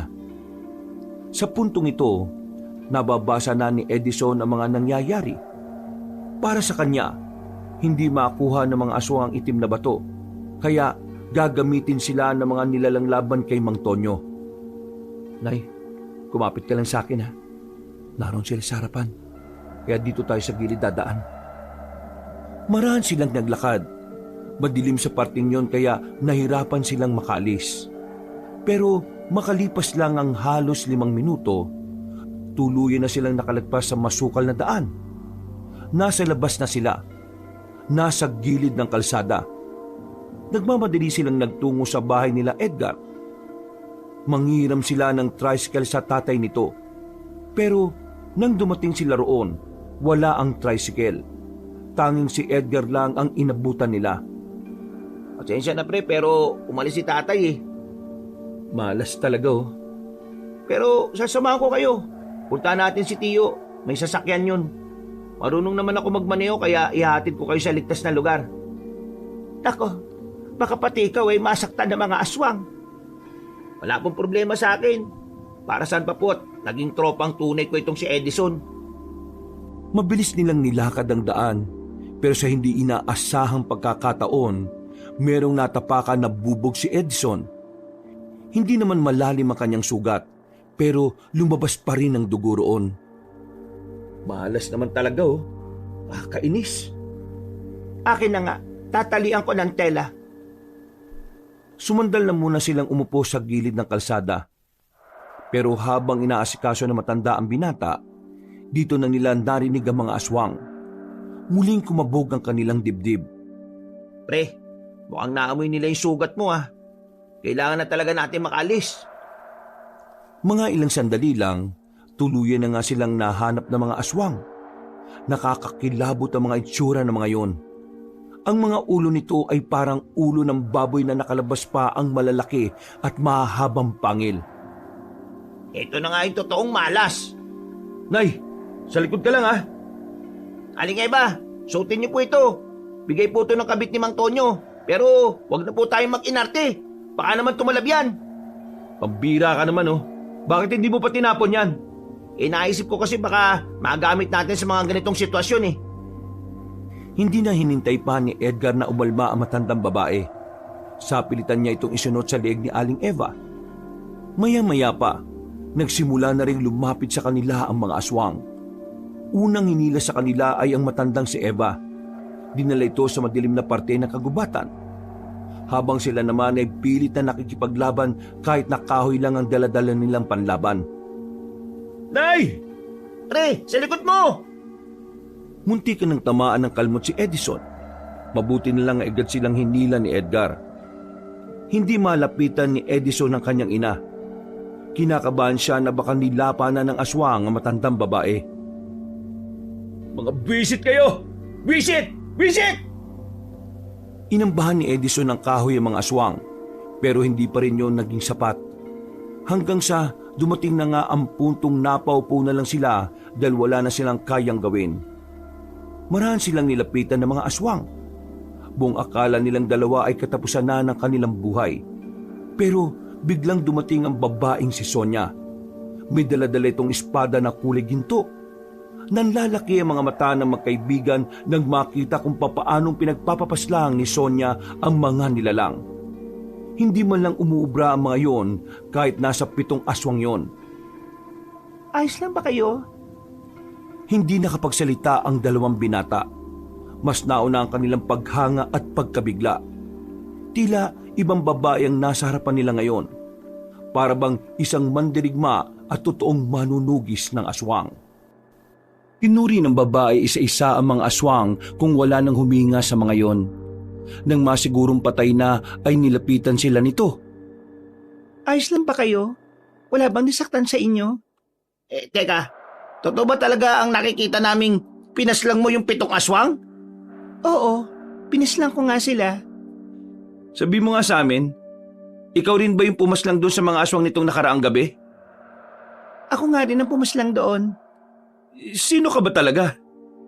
Pag-uusapan natin ang bagay na yan mamaya. Sa ngayon, kailangan na muna nating umalis. Sandali lang, si nanay. Nagmamadaling bumangon ang lalaki. Pero bago pa man siya makalapit sa halamanan, lumabas na roon ng kanyang ina. Diyos ko, ang dami namang nakaharang dito. Nay, ayos lang kayo? Hindi ba kayo sinaktan ng aswang na yon? Hindi niya ako nasaktan. Natakot sila nung makita nilang suot ko yung kwintas na ito. Agad na napatingin si Edison sa babaeng si Sonia. Hindi siya makapaniwala na totoong epektibo ang pangontrang yon. Ang pangontrang yan ay gumagana lang ng halos 72 oras. Makakaramdam ng kakaibang paso ang sinumang aswang na magtatangkang humawak sa kanya. Sabihin mo nga sa akin, ano ba talagang kailangan mo sa amin? Pare, kalma. Tinulungan niya na nga tayo eh. Wala akong pakialam. Ang gusto kong malaman ay kung bakit niya ito ginagawa. Matapos niyang sirain ang pamilya namin tapos ililigtas niya tayo. Para ano? Para mas maramdaman naming miserable ang buhay namin? Anak, puminahon ka. Sonia, sabihin mo, ano ba talaga ang gusto mo mangyari? Sumama kayo sa akin. Ipapaliwanag ko ang lahat. Delikado rito. Lalo na't may sugat si Edison. Sumama kayo sa akin at kailangan magamot ang sugat na yan para hindi na rin tayo maamoy. Anong tingin mo? Sasama kami sa'yo? Edison, gusto kong maliwanagan. Gusto kong marinig kung ano man ang sasabihin niya. Isang malalim na buntong hininga na lamang ang nagawa ni Edison noong mga sandaling yon. Pinagbigyan niya ang gusto ng kanyang ina. Kaya naman sumama sila sa paglalakad. Ilang minuto lang ang nakalipas, narating na rin nila ang tirahan ng dalaga. Isa itong bahay na bato. Walang itaas pero medyo malawak. Malaki rin ang bakuran at napupuno ito ng malalaking lampara sa palibot kaya maliwanag. Ikaw lang ba mag-isa rito? Hindi. Dito rin nakatira ang mga magulang ko. Pero wala sila rito ngayon. May mahalaga silang misyon na kailangan gawin. Pinupo sila ng dalaga sa gilid. Hinandaan na muna sila nito ng maiinom. Hindi nagtagal, nagumpisa na rin itong ipaalam sa kanila kung ano ang totoo. Oo, naging kabit ako ni Mang Tonyo. Pero hindi ko yung ginawa para manira ng pamilya. Wala lang talaga akong pagpipilian kundi yun lang. Ano bang ibig mong sabihin? Kung hindi paninira ng pamilya ang layunin mo, bakit mo yun ginawa? Ang pamilya ko ay mga manunugis. Ibig sabihin, kami ang uri ng mga tao na pumapaslang talaga ng mga mababangis na nilalang. Gaya na lang ng aswang. Hindi ko kilala si Mang Tonyo. Wala kaming kahit na anong koneksyon noon. Pero yung nilalandi niyang babae ay ang aswang na hinahanap ko. Yun ay ang prinsesa ng mga aswang. Teka, sinasabi mo bang yung aswang na yun ang tunay niyang kabit? Oo, siya nga. Siya ang babaeng kinalolokohan ni Mang Tonyo. Pero nang malaman kong yun na nga ang aswang na target ko, gumawa ko ng paraan para mapalapit kay Mang Tonyo. Nalaman ko rin kasi na kinuha niya yung itim na bato mula sa babae. Ang batong itim na yon ay pinaniniwalaang sagrado. Pinamana yon sa prinsesang aswang. Pero nang pansamantala itong iniluwan ng prinsesa at nakita ni Mang Tonyo, inakala niyang mamahaling bato yon, kaya palihim niyang kinuha. Nalaman kong nasa kanya ang bato na yon base sa kwento niya. Yun ang kailangan ko makuha. Nang makiusap ko sa kanya na hingi ng batong yon, sinabi niya sa akin na ibibigay niya yon sa akin kapag pumayag akong maging kasintahan niya. Wala akong ibang pagpipilian kaya pumayag na ako. Kahit alam ko makakasira ako ng pamilya, ginawa ko. Kasi yun lang ang tanging paraan para makuha ang bato at para mailayo sa kapamakan ng maraming tao. Ang kaso nga lang, nitong nakaraan, ipinagtapat niya sa akin na hindi na niya mahanap kung nasaan ang itim na bato. At ngayon, galit na ang mga aswang. Namatay kasi ang prinsesa dahil sa ginawa niya. Ang batong yun ang tila bumubuhay sa dugo ng prinsesa. At dahil hindi na yun naibalik, yun ang ikinamatay ng prinsesa ng mga aswang. Ano ba meron sa itim na bato na yun? At bakit gustong-gusto nilang mabawi? Ang sagradong bato, pinalulunok ito sa tagapagmana ng mga aswang at iluluwa lamang ito kapag dumating na ang itinakdang panahon. Nais nilang mabawi ang itim na bato ngayon dahil maaari pa rin nilang gamitin ito sa kasamaan kahit wala ng prinsesa. Ipapalunok ito sa pinakamatandang miyembro ng kanilang angkan at ang miyembro na yon ang siyang mas magiging malakas sa lahat. Una pa lang wala ka talagang intensyon na makasira ng pamilya? Kagaya nga ng sinabi ko, wala akong magawa kundi piliin ang paraan na yon. Naging kabit ako sa sitwasyong hindi ko ginusto. Kung sana, sa una pa lang binigyan niya sa akin ng bato, hindi ako hahantong sa ganoong pamamaraan. Kaso, masyadong tuso at loko-loko si Mang Tonyo. Mahilig talaga siya. At dahil sa pagiging ganon niya, hindi sana matutuon sa baryong ito ang atensyon ng mga aswang. At kayong mag-ina, kayo ang susunod na target ng mga aswang. Gagamitin nila kayo para pilitin si Mang Tonyo na ilabas ang hinahanap nila. Grabe, hindi ako makapaniwala sa mga nalalaman ko. Akala ko talaga nung una, kabit ka lang Ikaw palang tagapagligtas ng sanlibutan. Angas! Ay, sorry. Daldal ko na pala.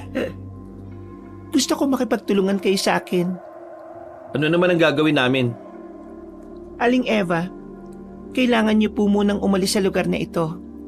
Aminin man natin o hindi, kayo ang pinakamadaling makuha ng mga aswang. Meron akong alam na lugar na pwede kayong manatili kung papayag kayo. Kung paraan naman ito sa makakabuti, ay sige, papayag ako.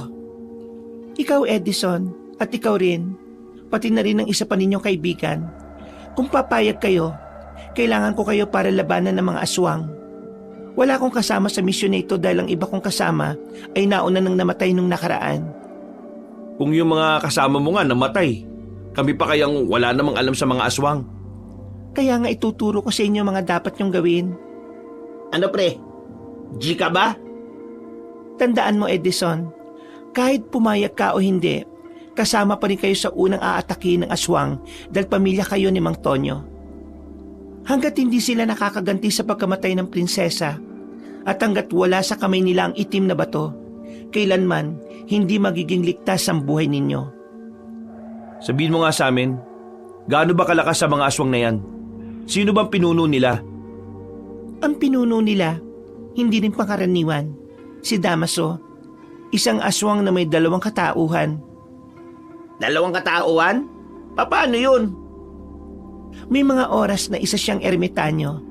Hindi mo aakalain na aswang siya. Pero ang totoo, isa siyang mabangis na aswang. Ayon sa pagkakaintindi ko, may parang demonyo sa loob ng katawan niya. At kapag nabubuhay yun sa katauhan niya, ay agad siyang nagiging aswang.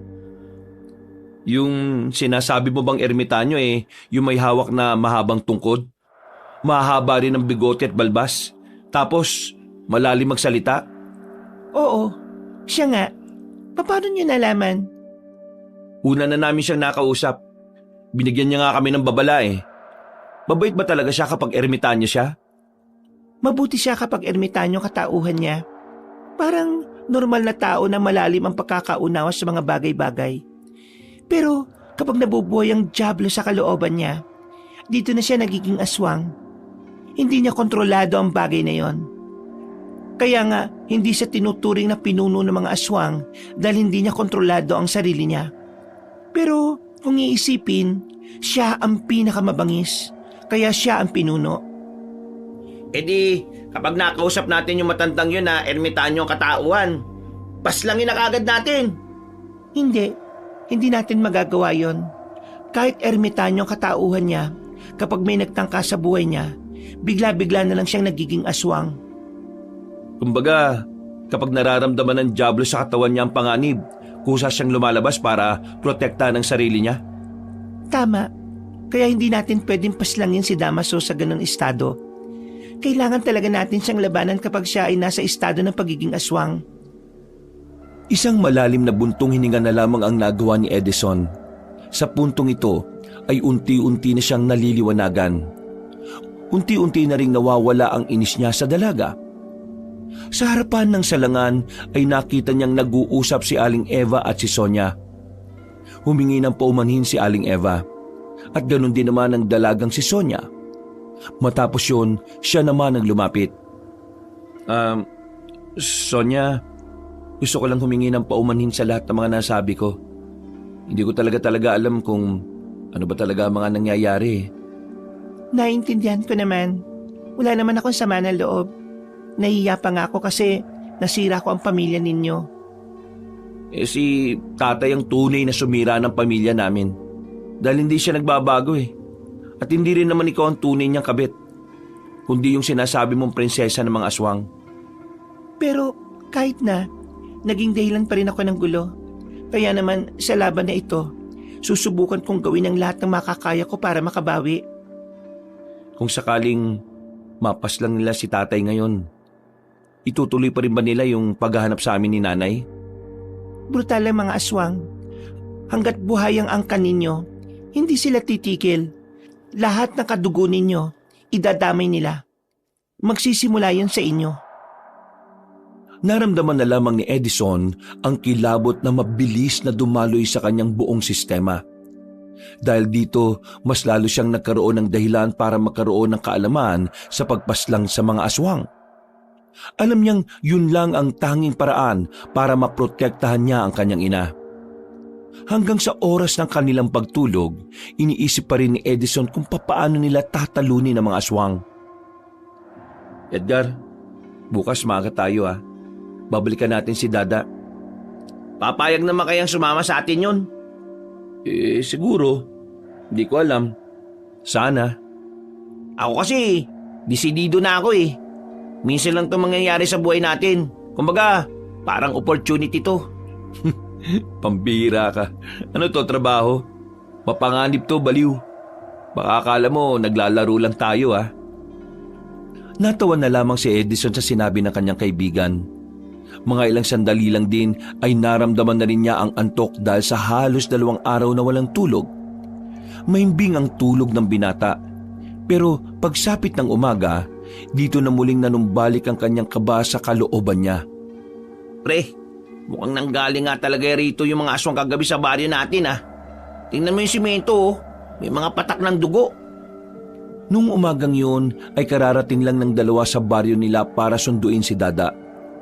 Bumungad na kagad sa kanila ang mga bakas ng dugo, mga tsinelas na naiwan sa kalsada at mga bakas ito ng kaguluhan. Sa paglalakad nila, narinig din nila ang mga tsismosa na pinag-uusapan si Mang Tonyo. Ayon kasi sa mga yon, namataan nila si Mang Tonyo na may daladalang baril. At sabi pa nga nito, hinabol na naman daw ito ng aswang. Ang tagal mamatay na masamang damo, no? Baliw, tatay mo pa rin yun, no?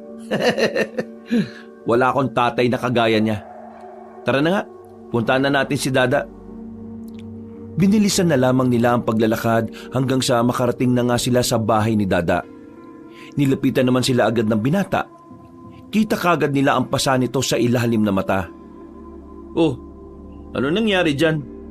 Black eye yan ah. Mukha ka ng panda, pre. Baliw! Narito si tatay, baka madamay pa kayo. Ano, binugbog ka ng tatay mo? Gusto mo, bigyan na natin yung tatay mo eh. O ano? Bigyan ng alin? Nang suntok na chocolate flavor. Buang! Halika, sumama ka sa amin. Teka, saan ba tayo pupunta? Eh kaysa mamatay ka sa bugbog ng tatay mo, mamatay ka na lang na may saysay. Ha? Pinagsasasabi mo? Mama ka na muna. Daming satsat eh. Sa pilitan nilang hinila si Dada palayo sa bakuran nito. Gumilid sila at napatingin pa sa paligid kung may ibang nakakarinig. Lalabanan namin ng mga aswang. Sumama ka sa amin. Ha? Lalabanan ng alin? Aswang?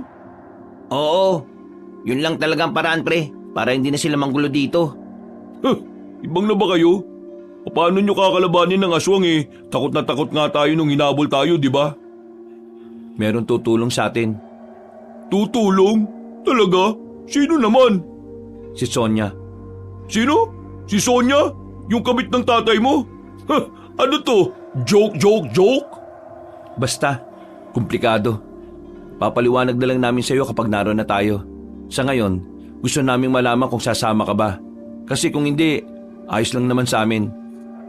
Kapag kami namatay, wala ka ng kaibigan. Mas maganda kung sasama ka sa amin para sabay-sabay tayong pumanaw. Uy, para kang siraulo. Paano papayag yan kung ganyan yung mga sinasabi mo? Sige, sasama ako. Wow! Buti naman. Gusto ko patunayan sa tatay ko na hindi ako walang kwentang tao. Ipapamukha ko sa kanya na meron akong kayang gawin. Kapag nakita niya akong nagliligtas ng tao, baka maging proud na rin siya sa akin. Ano man ang dahilan mo, susuportahan ka namin dyan. Di ba, pre? Oo naman oh. Yan lagi nanlilibre sa atin eh. Kaya proud tayo dyan. O tara na, balikan na natin sila Sonia. Naglakad na sila paalis. Palabas na sana sila ng baryo nang biglang lumitaw si Mang Tonyo mula sa likuran ng nakaparadang truck. Mukhang balisa ang matandang lalaki. Para itong sabog. Kung saan-saan tumitingin ang mga mata. Aligaga. Litaw na litaw ang epekto ng pangamba nito sa kamatayan. Nasaan ang nanay mo? Kailangan ko nanay mo. Ituro mo sa akin kung nasaan si Emma. Para ano? Para gamitin mo na naman si nanay at pagmukhaing tanga? Edison, anak, tulungan mo ako. Hinahabol ako ng mga aswang. Papatay nila ako. Eh kasalanan mo yan kung bakit nangyayari yan sa'yo. Huwag mo na kami idamay, no? Ano kay damay? Damay-damay na tayo rito dahil pamilya tayo. Di ba ang pamilya nagdadamayan? Pamilya? Naisip mo ba yung salitang pamilya nung nakikipaglandian ka sa prinsesa ng mga aswang? Ha? Anong prinsesa ng mga aswang ang pinagsasabi mo? Hindi mo pala talaga alam na ang ninakawan mo ng itim na bato prinsesa ng mga nilalang na balak pumaslang sa'yo. Wala kang alam? Kasi ang alam mo lang maging makasarili. Wala akong pakialam kung ano pa siya. Papatay ko siya. Sige na, aalis na kami. Bahala ka na sa buhay mo. Hindi kayo pwedeng umalis. Dito ka lang. Bitiwan mo nga ako. Kaya ko kayong protektahan. May dala akong baril. Hindi nagdalawang isip ang matandang lalaki na ilabas ang baril nito. Sa puntong ito naman, nakaramdam ng kaba ang tatlong binata. Palagay kasi nila, nawawala na sa tamang pag-iisip si Mang Tonyo. Kaya delikado para dito na humawak ng baril. Huwag mo akong iiwan, Edison. Kasi pag iniwan mo ako... Itinutok ni Mang Tonyo ang baril sa anak. Nanlaki ang mga mata nito. Sa itsura pa lang ni Mang Tonyo ay alam na ni Edison na kaya nitong kalabitin ang gatilyo. Kaya naman, para hindi siya mabaril ng kanyang ama, sinakyan na lamang niya ang gusto nito. Anong tulong ba gusto mo? Uy, hindi siya pwedeng sumama sa atin. Antonio, ibaba mo muna yung baril na yan para makapag-usap na maayos. Kailangan ko makita si Eva. Kailangan ko siya. Kapag kasama ko siya, pakiramdam ko, ligtas ako eh. Dalhin niyo ako kay Eva. Sige, dadaling ka namin kay nanay, pero sa isang kondisyon. Ano kondisyon? Ibigay mo sa akin ang baril na yan. Sa sinabing yun ni Edison ay tila nagbago na naman ang mood ng kanyang ama. Muli nitong itinutok ang baril. Gigil na gigil ito. Ha? Anong akala mo sa akin, tanga? Tapos ano? Kapag nasa inyo na yung baril iiwan nyo rin ako? Hoy, Edison, hindi ako pinanganak kahapon. Alam kong ayaw mo sa akin kaya alam ko rin na may iba kang binabalak. Kinabahan si Edison. Hindi niya inaasahan na ganun mag-isip ang kanyang tatay. Hindi na niya alam kung paano ito pakakalmahin. Pero ang sandaling yon ay natigil nang may narinig silang tinig sa gilid. Isang amang nagtatangka sa buhay ng isang anak. Kahindik-hindik na senaryo. Nakakalungkot.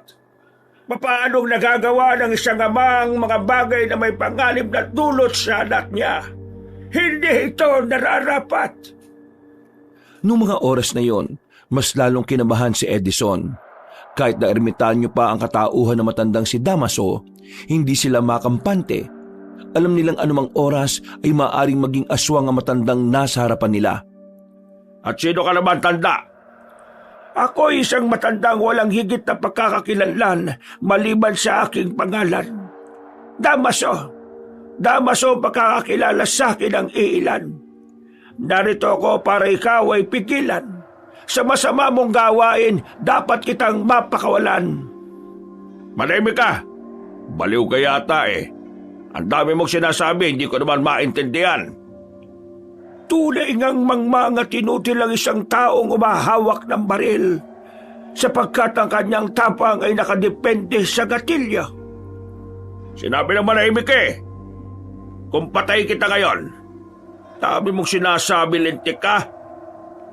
Biglang tinutukan ni Mang Tonyo ang matandang lalaki. Naalarma naman si Edison. Naalala niya kasi ang sinabi ni Sonia na lumalabas ang pagiging aswang ni Damaso kapag may nagtatangka sa buhay nito. Mabilis na binangga ni Edison ng kanyang ama. Nakipag-agawan siya ng baril. At maya-maya lang, nakarinig na sila ng putok ng baril. Kabado ang dalawang binata para kay Edison. Hindi nila alam kung kanino katawan ang tinamaan ng bala. Nakita na lamang din kasi nila na meron ng dugo sa lapag. Edison! May tama si Edison!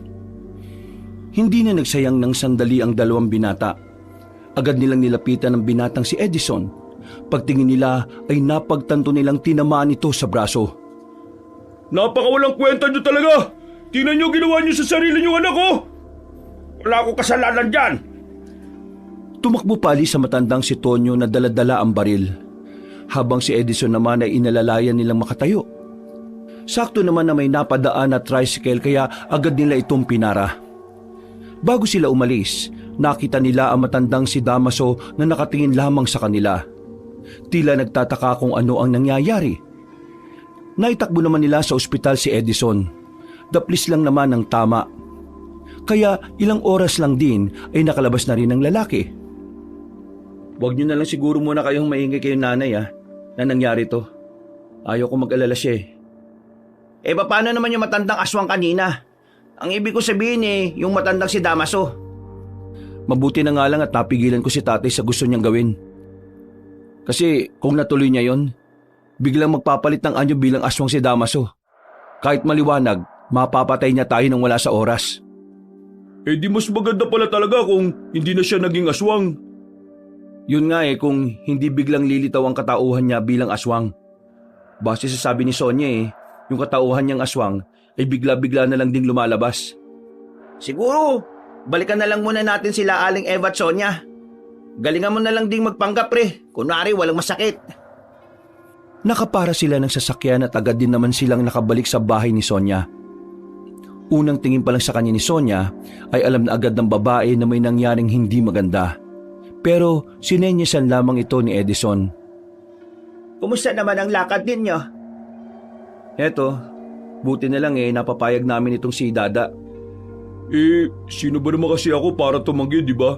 Kaibigan ko ba nga ito eh. Hindi ko naman hahayaan na sila lang ang lalaban. At saka, may gusto po akong patunayan sa tatay ko. Maya-maya rin na isisimulan na natin ang pag-iinsayo ninyo. Hanggang kailan pala tayo mag-iinsayo? Hanggat mararamdaman yung kaya nyo na. Nagkakatinginan na magkakaibigan. Mababa ka sa tingin nila ang namumuong pagkasabik. Ngunit naroon din ang kaunting kaba. Bago nila sinimula ng pag-iensayo, inihatid na muna nila si Aling Eva sa isa sa mga kamag-anak ni Sonia. Pansamantalang doon na muna mananatili ang matandang babae hanggat hindi pa natatalo ang mga aswang. Dakong 3:00 ng hapon, nagtungo na sila sa kagubatan. Sinimulan na ni Sonia ang pagtuturo sa 3 anak. Pinahawak ang 3 binata ng kanya-kanyang itak. Mula sa pinakasimpleng galaw hanggang sa pinakamahirap ay itinuro ni Sonia. Hindi naging madali para kina Edison ang pagsasanay na yon. Nahihirapan silang sabayan ng dalaga. Ang alam lang nila ay huwakan ng itak at basta na lamang ihataw. Pagod, ngalay at gutom ang kanilang inabot. Hanggang sa sumapit na nga ang gabi.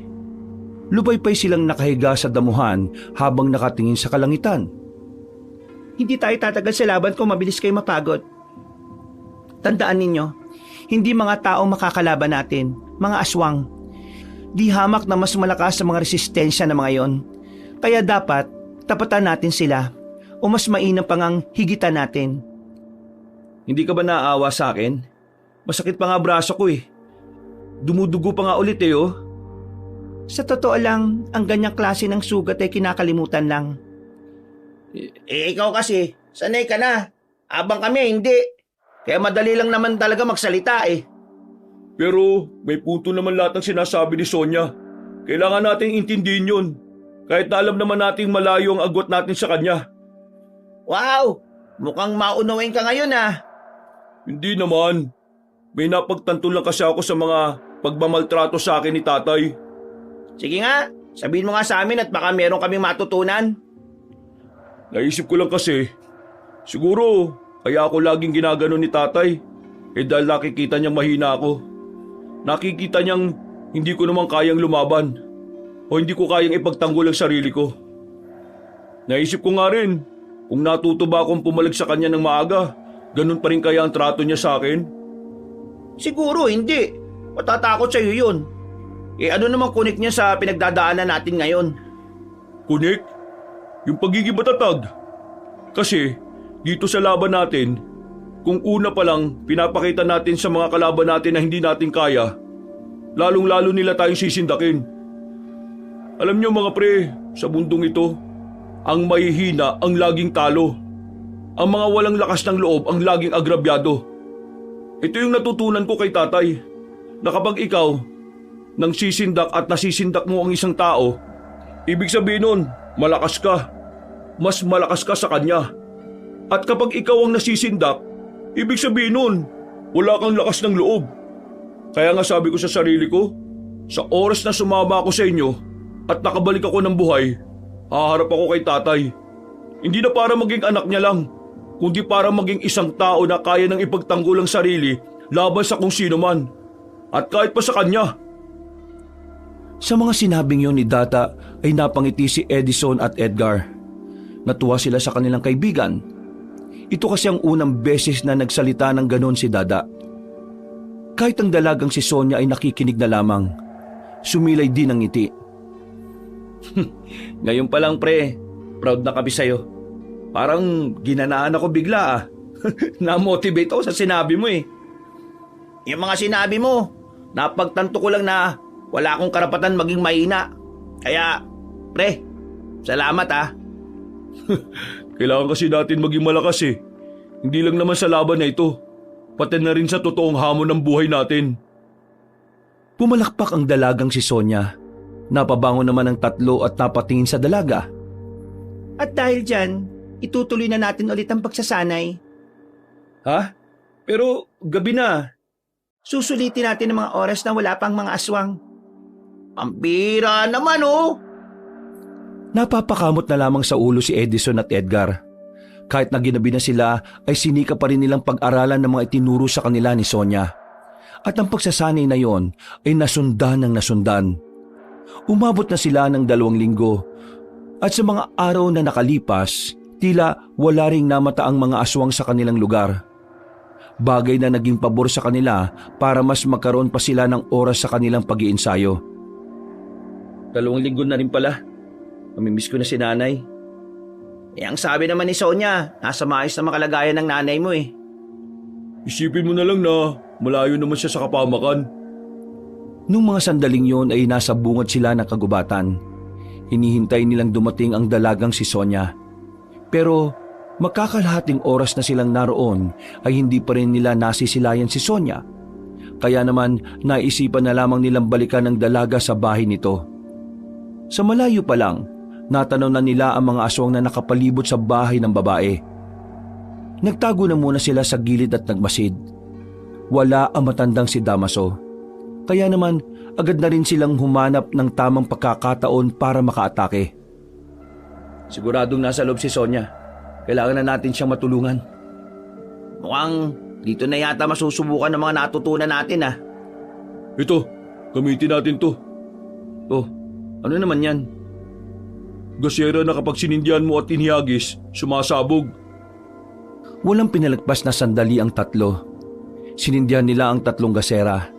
Nang ihagis nila yon sa harapan ng bahay ni Sonia, agad na nasabugan ng mga aswang. Nagliyab din ang katawan ng mga yon. Sinamantala nila ang pagkakataon na makalapit. Pinagtatataga nila ang mga aswang na nakaiwas sa pagsabog. Dahil sa kanilang ginawa, nagkaroon ng pagkakataon ng dalagang si Sonia. Ayos ka lang ba, Sonia? Ayos lang naman ako. Magaling ang ginawa nyo. Buti na lang dumating kayo at nakagawa ng paraan. Di mo ba sila kaya? Buwang ka ba? Napapalibutan na siya at mag-isa lang siya. Paano niya kakayanin? Nagtatanong lang naman ako eh. Hinahabol na nila tayo. Bakit ba kasi tayo ang hinahabol? Di ba dapat si Mang Tonyo? Nasa akin ang itim na bato. Teka, paano mo nakuha yan? Akala ko ba hindi na alam ni Papa kung nasaan yan? Sinuyot ko ang bayan. Isa sa mga sanglaan doon ang pinagbenta nito ni Mang Tonyo. Ngayong hawak-hawak na natin ang itim na bato na ito. Ang kailangan na lang natin gawin ay ingatan to para hindi mapunta sa mga aswang. Edison, Edgar, Dada, kailangan natin patayin si Damaso. Alam ko kung nasaan siya ngayon. Matapos nilang masiguro na wala ng buhay sa mga aswang na naroon, agad na rin nilang tinungo ang lugar kung nasaan naroon ang matandang si Damaso. Ang malawak na kakahuyan ang siyang nagsisilbing tirahan na matanda. Inabutan nila yun na nakaupo sa malaking bato sa harap ng kubo nito. Tila alam na matandang lalaki ang kanilang pagdating. Mga kaibigan mula sa baryo, ano at nandito kaya? May kailangan ba kayo sa akin? O may kailangan lang kayong sabihin? Narito kami para pigilan ang napipintong kasamaan ng mga aswang. Kasamaan ng mga aswang? Ang mga mababangis at pambihirang nilalang? Anong may tutulong ko para sa inyong nais gawin? Mukha yatang naparito kayo dahil may ugnayan ako sa inyong layunin. Kailangan mo lang mawala sa mundong ito, Damaso. Binibini, tila yata iba ang mga sinasabi mo. Ako ay nagugulumihanan sa iyong sinasabi. Ako ay binabagabag ng mga salitang iyong pinakakawalan. Maaari mo ba akong bigyan ng mas malinaw na kahulugan? Sa madaling salita, kailangan niyong mamatay. Sonia, hindi ba baka bigla na lang maging aswang ang katauhan niya? Yun na talaga ang mangyayari kaya ihanda na ninyo ang sarili ninyo. Tumayo ang matandang si Damaso. Bahagya itong lumapit sa kanila. Hindi pa rin nawawala ang ngiti nito. Pero iba ang nararamdaman ni Edison sa ngiting yon. May isang katanungan lamang akong nais mabigyan ng kasagutan. Kung kailangan ko mawala sa mundong ito, kakayanin niyo bang gawin yon para sa akin? Napadistansya ang apat nang makita nilang tila ng isay si Damaso. Nag-uumpisa na itong magpalit ng katauhan bilang aswang. Hindi nagtagal, tuluyan na nga itong naging halimaw. Lumabas ang malapad na pakpak na matandang aswang. Naging mas kulhado ang katawan. Dumami ang mga ugat na nakaumbok sa mukha nito. Naging kulay itim ang lahat ng mga mata nito. Maganda kayo. Tumakbo si Damaso palapit sa kanila. Medyo may kabagalan itong kumilos. Kaya naman nagawa pa rin nilang makailag. Pero hindi sila naging kampante. Dahil kahit nagagawa nila itong iwasan, tila hindi naman nakakaramdam ng pagod ang nakakatakot na nilalang. Sa halos 2 minuto nitong paglusob sa kanila, wala silang mahanap na pagkakataon para makatugon sa mga atake nito. Walang mawawala sa focus. Kainis!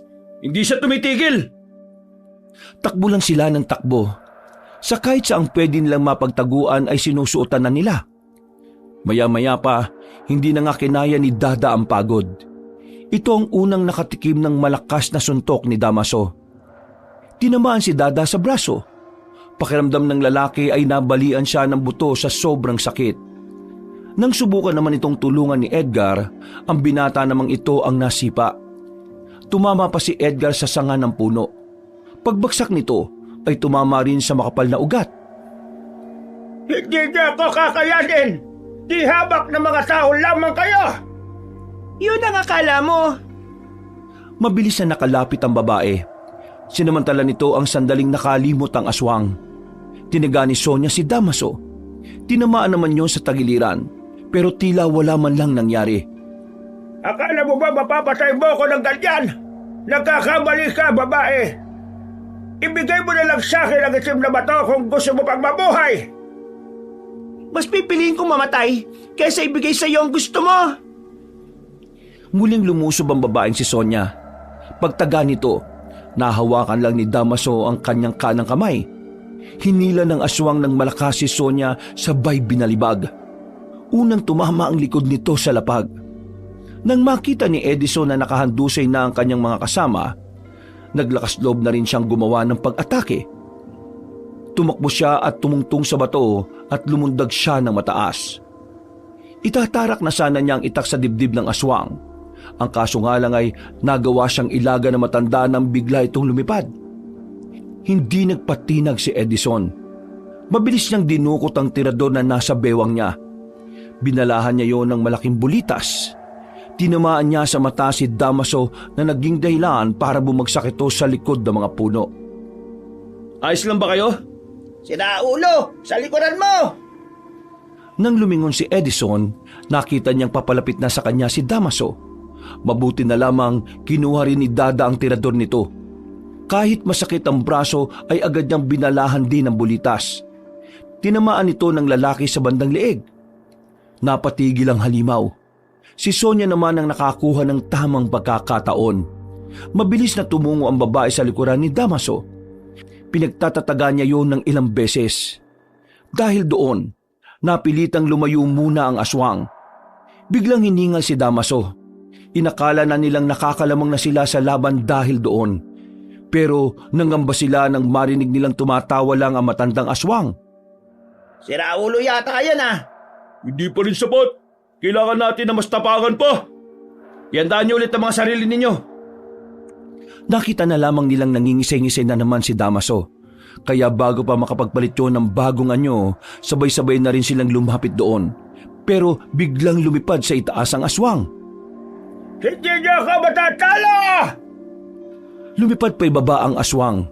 Sa muli nitong pag-atake sa kanila, tinamaan na nito si Edison. Tumilapon ng binata.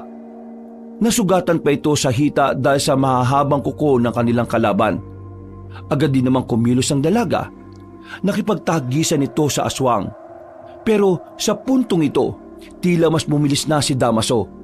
Hindi ito gaya ng una nilang nakalaban. Huwag kang lalapit! Dada, wag! Hindi nakinig ang binatang si Dada sa sinabi nila. Tumuloy pa rin ito kahit nakitang-kita ito ni Damaso. Pagtaga ni Dada ng itak, nahawakan ni Damaso ang kamay ng binata. Iniangat ito sa ere. Mang kay Dada itatarak ang itak, pero nakabangon na pala si Edison. Tinira niya ulit ng tirador ang aswang. Tinamaan naman yun sa sentido kaya nakaramdam yun ng pagkahilo. Pero dahil sa ginawang yon ni Edison ay nadagdagan lamang ang galit ng kanilang kalaban. Nakalapit agad si Damaso kay Edison.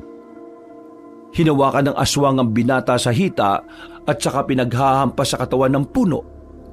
Sinunod naman ito si Dada na agad din namang nawala ng malay nang tumama ang ulo sa lapag.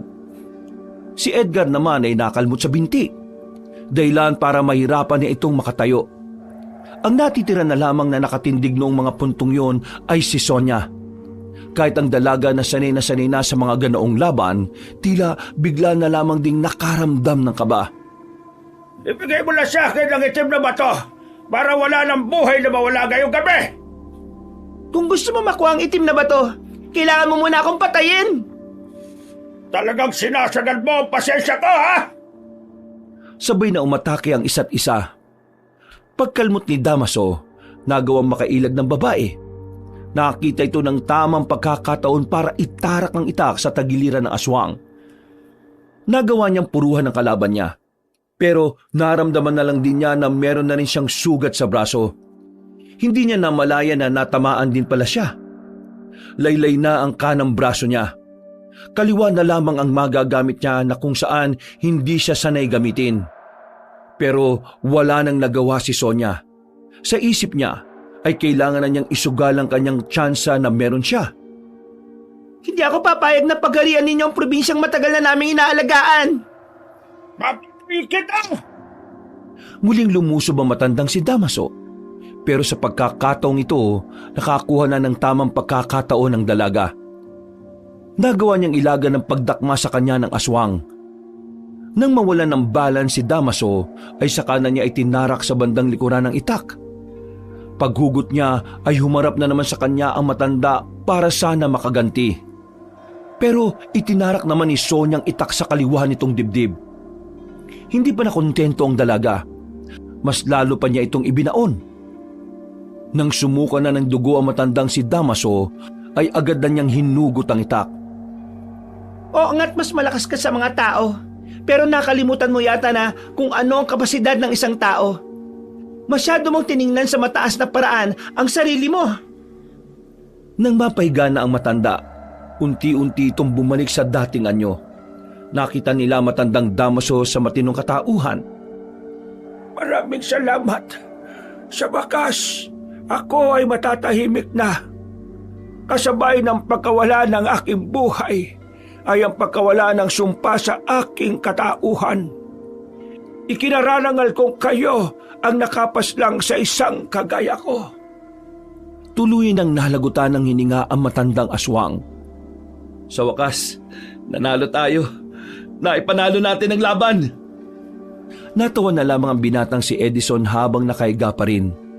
Matapos ang laban na yon, agad naman silang binigyan ng paunang lunas para sa kanilang mga sugat at bugbog sa katawan.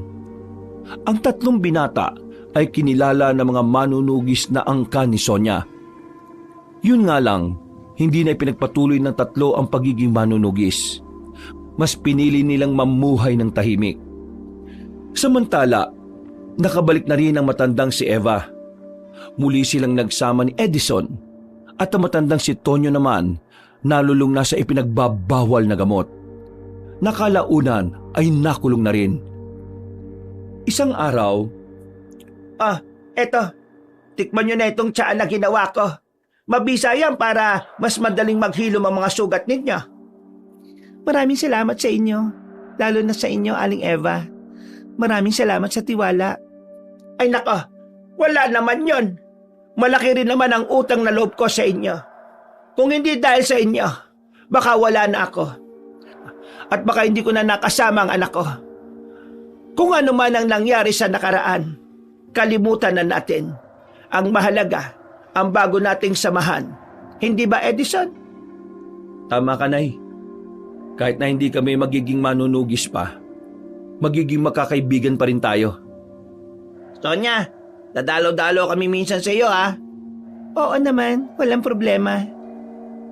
Ngayong wala ng mga swang, baka naman pwedeng mag-inom na tayo ulit. Tawanan at kwentuhan ang maririnig ng mga sandaling yon. Masaya silang lahat dahil sa wakas wala na silang iniisip na panganib. Kapag iniisip ni Edison ang mga nangyari, hindi pa rin siya makapaniwala na ang lahat ng yon ay kinaya nila. Sa isip-isip niya, mas malakas nga talaga ang kabutihan kung ito ay inilalaban gamit ang pagmamahal. Sa ngayon, kahit wala na ang kanyang ama, magiging masaya pa rin siya dahil makakasama niya pa rin naman ang pinakamamahal niyang ina. Wakas. Walang yaka talaga, matanda ka. Hindi ka na nahiya. Hindi na